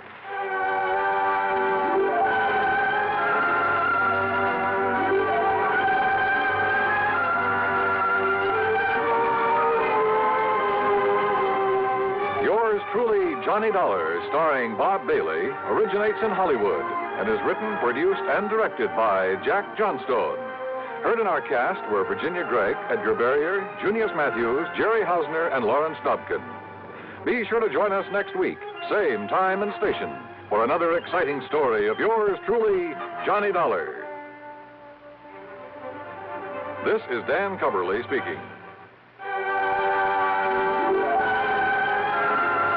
Next, the nerve-tingling progress of a man hurled into space from Suspense on the CBS Radio Network. Citizens of Troy, this is Neil Kelleher, the Republican candidate for mayor of Troy. I'm taking this brief opportunity to tell you that a Republican city administration will restore garbage collection and disposal to an efficient level. The Democratic administration, having burned out the municipal incinerator, has now returned to the ancient system of garbage and refuse disposal by depositing it on an open dump. I shall take steps immediately to restore the incinerator and eliminate the threat of stench and smog that will surely be blanketing the northern section of our city as soon as the refuse piles get deep enough and the underground fires begin to burn. I intend also to eliminate the noisy collection of garbage in residential areas in the middle of the night so that Trojans can get their sleep. If you approve of the foregoing proposal, may I suggest that you can assure its becoming a reality by voting row A all the way, Election Day. Thank you. Johnny Dollar. 30 days have September, April, June, and November. All the rest have 31? Except... Okay, except so. Today is February 27th, so this month we get cheated at a couple of days or two. So what, and who are you? Oh, now, Johnny, after all these years? Oh, sure. Sure. Pat McCracken, Johnny, Universal Adjustment Bureau. Right, and I... Hey, you mean I sound like that over the phone? Yeah, just like one of the pallbearers at your own funeral, Pat. Okay, let's get down to business. Yeah, why not? But what's the worry about February being a little short on days this year? And every year? Plenty, because of something that happened almost 6 years ago. A case that even the famous Johnny Dollar couldn't solve. Oh, look, if you ever start adding up all the cases I haven't solved. Hey, wait a minute, 6 years ago? That's right. Bernard Margot. That's right. Barney the Bum. Yep, the cheap hoodlum who died when he jumped off the Triborough Bridge in New York back there in Hold it, Pat. You know as well as I do that whole thing was a phony so that big Mike Killian could collect Barney's $300,000 insurance, remember? Well, I seem to remember you're spending a few thousand of the company's money trying to prove that. But I also remember you didn't even get to first base. Because I couldn't find Barney, couldn't find where he'd skip to. But if you could now, before the 1st of March, you'd save the company that $300,000. Pat, you mean you got a lead on him? Maybe. Want to come over here and talk about it? Brother, I sure do.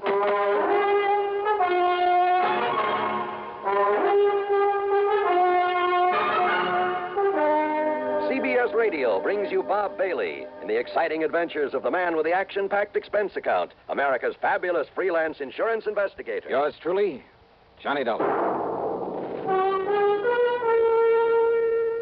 Munch, munch, munch a bunch of Fritos, corn chips. It's not polite to smack your lips, but you can't help it with Fritos, corn chips. Munch, munch, munch a bunch of Fritos, corn chips. Next time you want something to munch on, try Fritos. They're so crisp, so tasty, so good. You'll see right away why we say Fritos are the corn chips made to munch. Fill a big bowl with Fritos next time you settle down to watch your favorite TV program.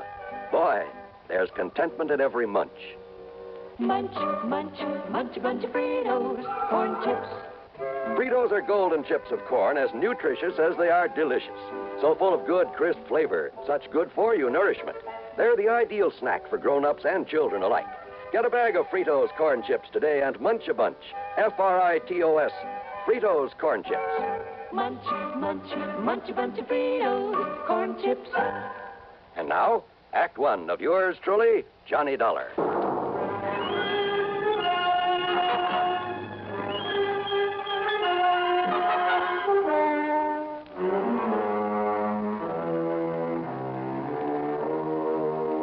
Expense account submitted by Special Investigator Johnny Dollar to the Universal Adjustment Bureau, Home Office, Hartford, Connecticut.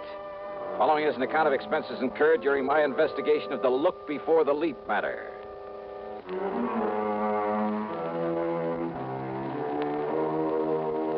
Barney Margot, Barney the Bum, a strong arm for Big Mike Killian, and his case had made me look like a fool. So, expense account item one, $1.25 for a cab to Pat McCracken's office. Now, this is one you'd really like to clean up, isn't it, Johnny? Sit down. Pat, Eastern Trust and Insurance were crazy in the first place when they issued a big policy on that cheap mobster. I know. When they let him name Big Mike Killian as the beneficiary.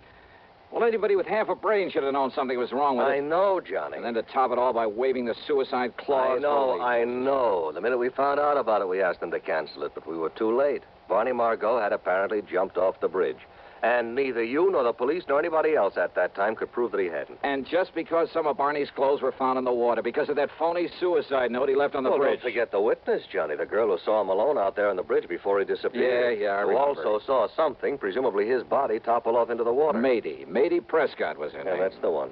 And since Barney had been seen going onto the bridge but didn't show up after what she saw... So they took Big Mike Killian's word for it that Barney made the leap. That's right. Whereupon Big Mike immediately claimed the insurance. However, Johnny, Killian has not been paid that $300,000, nor will he be if you can produce Barney Margot in time. Yeah, but how much time?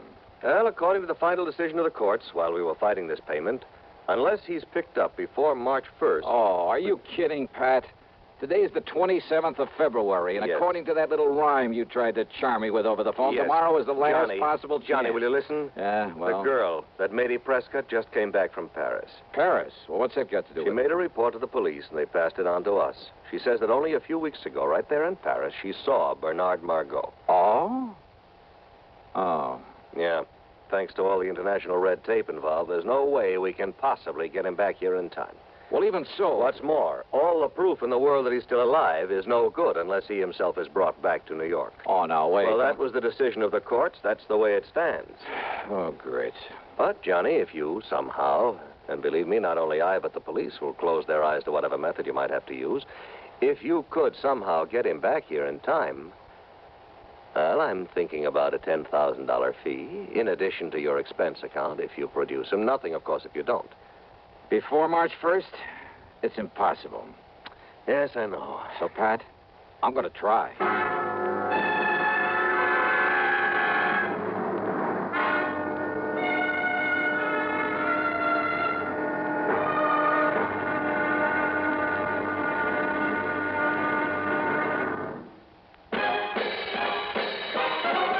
Are you smoking more now, but enjoying it less? Have a real cigarette, have a Camel. The best tobacco makes the very best smoke. Have a real cigarette, have a Camel. Are you looking for flavor and mildness?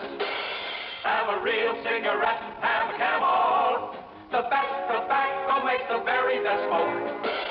Have a real cigarette, a real cigarette, a real cigarette, have a Camel. If you're smoking more today, but enjoying it less, try Camels. The Camel blend of costly Turkish and domestic tobaccos has never been equal for rich flavor, easygoing mildness, real smoking satisfaction every time you light up. The best tobacco makes the best smoke. Have a real cigarette, a real cigarette, a real cigarette, have a Camel. And now, Act Two of yours truly, Johnny Dollar, and The Look Before the Leap Matter.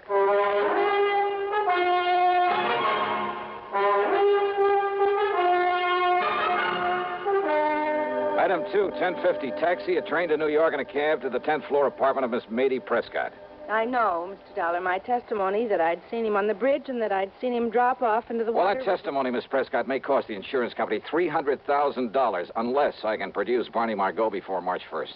Before March 1st? Yeah, and you say that you saw him in Paris. At an antique shop run by a Monsieur Dubuisson. Dubuisson? What? Nothing. Go on. Well, I was startled, to say the least. But I'm certain it was he. Absolutely sure of it. Well, you were also pretty certain you'd seen him go off that bridge.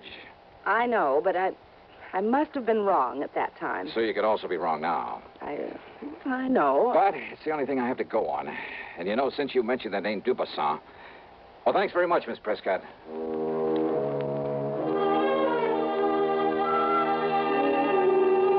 Dubuisson's a fence. They're in Paris. Exactly the sort of character Barney the Bum might tie up with. Perhaps even as a contact for Big Mike Killian. As I stepped into the self-service elevator to get back to the street, I wondered. But I didn't wonder for long about anything. Okay, Jimmy, push that stop button. Yeah, sure, Milford. Between floors. Yeah. All right, what's the idea? Johnny Dollar, huh? Maybe. So there's only one reason you'd be calling on the Prescott date. What of it? Big Mike didn't like you interfering when poor Barney died. He don't like it now. Oh, well, that's just too bad. In fact, he don't like you. Now, Jimmy, come here. No! Yeah. Now, James, leave us dump this stiff in the basement. It was the building superintendent who found me there in the basement, got me back on my feet again.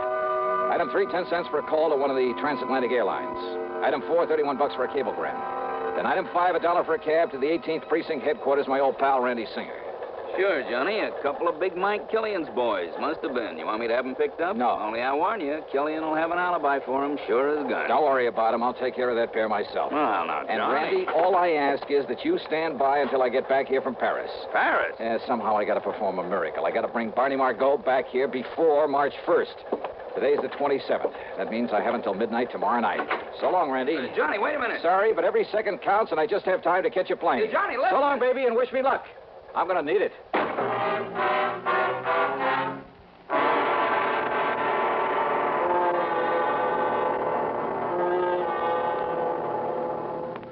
Act 3 of yours truly, Johnny Dollar, in just a moment. Meet star Stuart Irwin. Nothing's worse for an actor than a nasty cold. To feel better quickly, I take wonderful 4-way cold tablets, the fast way to relieve cold distress. Right. Tests of all the leading cold tablets proved 4-way fastest acting. 4-way starts in minutes to relieve muscular pains, headache, reduce fever, calm upset stomach, also overcomes irregularity. Take my advice. For your next cold, take 4-way cold tablets, the fast way to relieve those cold miseries. 4-way, only 29 cents. And now here's a word about another fine product of Grove Laboratories. Does dandruff dull your hair, leave scalp itchy? Get Fitch Dandruff Remover Shampoo and get rid of unsightly dandruff in 3 minutes. 3 minutes with Fitch regularly is guaranteed to keep embarrassing dandruff away forever. Apply Fitch before wetting hair. Rub in 1 minute. Add water. Lather 1 minute. Rinse 1 minute. Every trace of dandruff goes down the drain. 3 minutes with Fitch. Unsightly dandruff's gone. Fitch can also leave your hair up to 35% brighter. Fitch Dandruff Remover Shampoo. And now, Act 3 of yours truly, Johnny Dollar.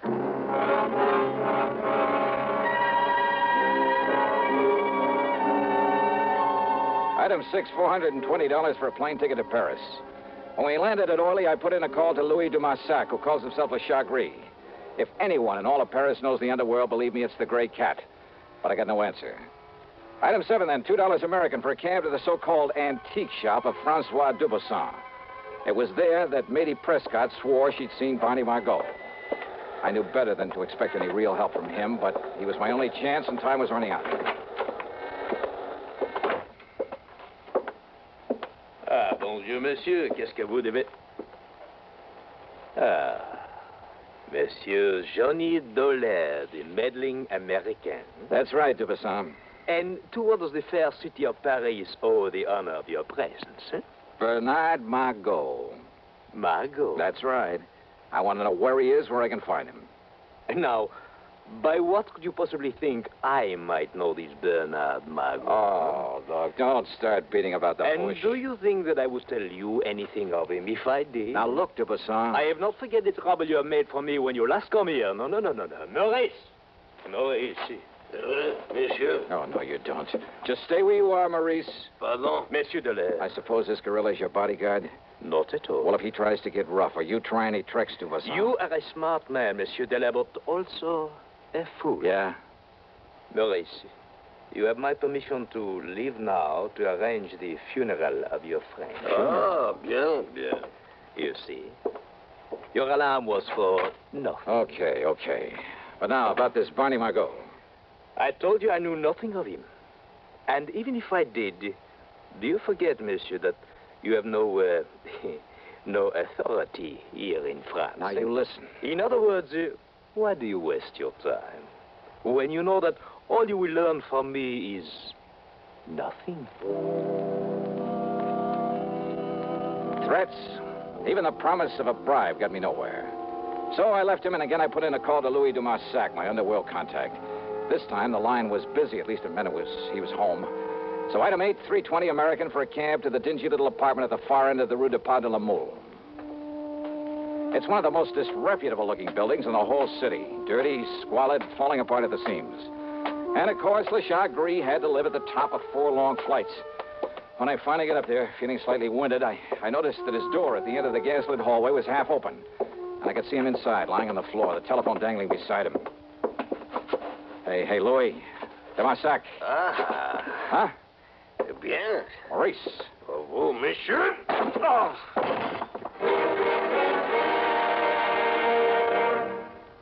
Hello, I'm Burgess Meredith. Did you know there are over 3 million persons in America who are hard of hearing and not doing anything about it? Maybe you or some member of your family is hard of hearing. Well, fortunately, I've never had this problem. Some of my friends and family have. Now, a few years ago, your excuse might have been that you didn't want to wear a bulky hearing aid. But today, it's a different story. I've just seen the new Super 60 hearing glasses developed by Mako Electronics. If I hadn't known they were hearing glasses, I would have guessed them to be regular eyeglasses. It's a wonderful way for any hard of hearing person to conceal a hearing loss. There are styles for both men and women. For an interesting free booklet on hearing glasses for yourself or a friend, stop in at Mako or write to Hearing Glasses, CBS, 485 Madison Avenue, New York. Don't wait until your hearing gets worse. It may be too late. Send for your booklet today. Write CBS, 485 Madison Avenue, New York. And now, Act 4 of yours truly, Johnny Dollar.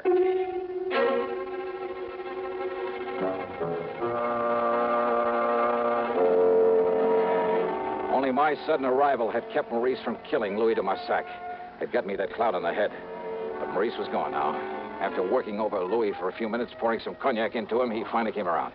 Oh, Monsieur Dollar. Yeah, that's the stuff, Louis. Just let me help you up here on this couch. Oh, but so much pain. Yeah, you really got it, brother. Only for you, my oldest, my dearest friend, would I suffer so? Yeah, here, take another slug of this. No, alas. Even that will not mend my broken head. Would a couple of $100 American help? Eh? Oh? Did you get my cablegram? Oh, oui. And I found him for you. Barney? Where? It is worth perhaps $500. $300. But, monsieur... Okay, $350. Where is he?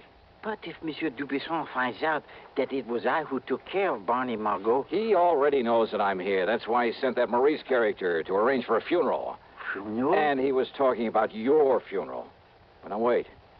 You say you've taken care of Barney the Bum? It would perhaps be worth a little extra if I were to have him all tied up and waiting for you. What?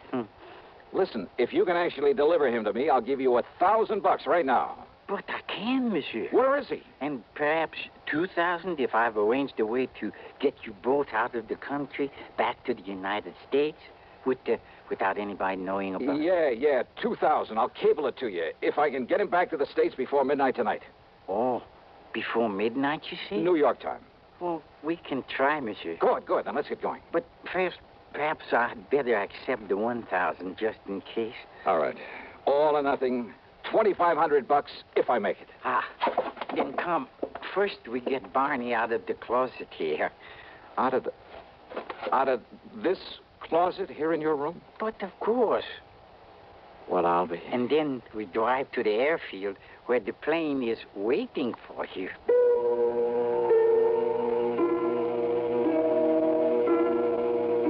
Believe me, we'd never have gotten away with a thing like this back in the States, or anywhere else I can think of, or without the help of Le Chat Gris. After making sure that Barney was securely bound and gagged, we piled him into a car that de Marsac said was his, only I doubt it. We headed westward through Versailles to the city of... Well, maybe for diplomatic reasons, I better not mention the name of it. Anyhow, their little airport was an old amphibian plane waiting for us. This time it was the pilot I had to haggle with, $7,000 for the trip. But there were $300,000 at stake. Item 9 for a transatlantic call to Randy Singer in New York. No, listen, Johnny, this is too wild, too crazy. You got the ID for this plane? You've written it down? Sure I have, but Johnny... And all you have to do is get us a clearance to land, if we make it. You're out of your mind. This stunt could cause an international incident that even the United Nations couldn't... You want Barney the Bum, don't you? Well, of course we do. Then I'll lay him right in your lap if you'll hang up the phone so that we can make our takeoff. Johnny, listen to me. Randy, I haven't got any more time to talk, because if I don't get Barney back there before midnight tonight... No, Johnny, no, listen. See you in New York. I hope.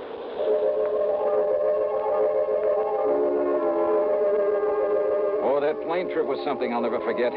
Sure, on the ground, the big amphibian looked pretty good. But up in the air, it shuddered and shook like the old crate it really was. And I wondered if she had enough gas aboard. What sort of double talk the pilot used to keep us from being ordered down, I'll never know. Any second, I expected a bunch of fighter planes to start buzzing us. But somehow we made it. And Randy, bless his heart, and I don't know how he did it, Randy got us a clearance to land. Matter of fact, he even had an escort waiting for us to haul Barney off to the clink and take me back to the office at headquarters. Yeah, by some miracle, it all worked out. Except for one thing. But so help me, Johnny, if you ever again try to pull a thing like... falling asleep again, huh? Just like you did all the way in from the airport. Well, I can't say that I blame you. Mission accomplished, all that sort of stuff. Mission accomplished, Huh? Did you happen to notice what time it was when we sat down at the airport? Sure, right after midnight, 12:07. Just exactly 7 minutes too late. Too late? Rolling in the courts, don't you get Johnny. it, Randy? In order to save the company paying off that 300,000 clams, I had to get him back here before midnight. Last night, February 28th, before the 1st of March. Oh, no, So wait. the fortune I've run up in expenses has to come out of my own pocket. Johnny. And I thought I was going to make myself a cool $10,000 fee. Listen. You were right, Randy. I should have known better. It was crazy. The whole idea was completely crazy right from the beginning. Johnny, will you listen to if me? I had any sense, I'd blow my brains out 7 minutes after midnight. That's right, February 28th. So you've forgotten just one little thing. Yeah. This just happens to be 1960. So what? I had to get that punk back here before the 1st of... Yeah, leap year. Randy. That's right. So today just happens to be the day before the 1st of March, February 29th. Oh, no.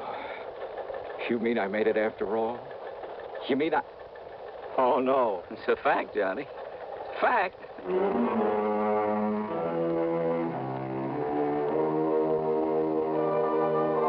You know something? I should have blown my brains out for forgetting that extra day this month, this year. But instead, I'll just take that $10,000 in fees. As for the expense account, hold your hat. $9,571. Yours truly, Johnny Dollar.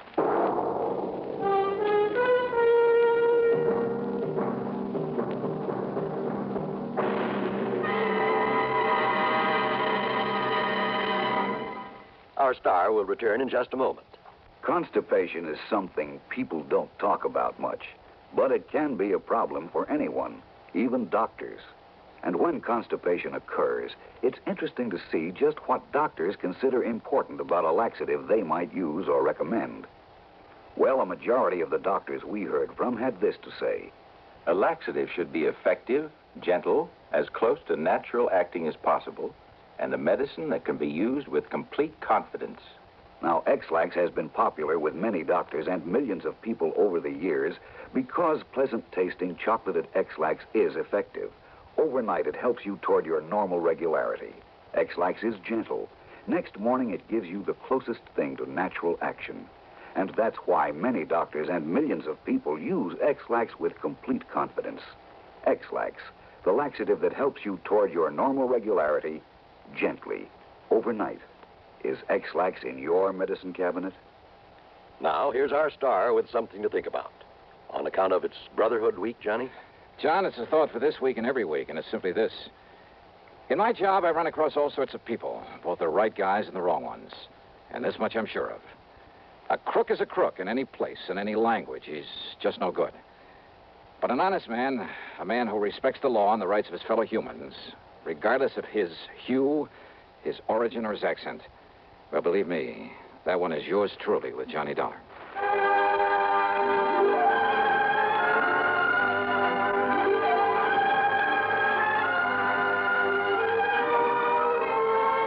Yours truly, Johnny Dollar, starring Bob Bailey, originates in Hollywood and is written, produced, and directed by Jack Johnstone.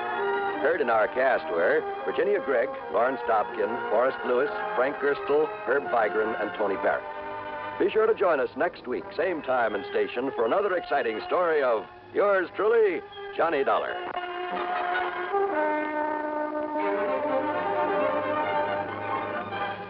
This is John Wall speaking. Listen next to Suspense on the CBS Radio Network. Hiya, folks.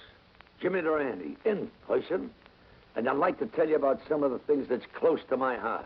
Well, Jimmy, I'm sure one thing that's close to everybody's heart is the Heart Fund. And that's especially true today, Heart Sunday. Hey, that voice sounds very familiar. Well, it should, Jimmy. It's me, Gary Moore. That's who that is, Junior.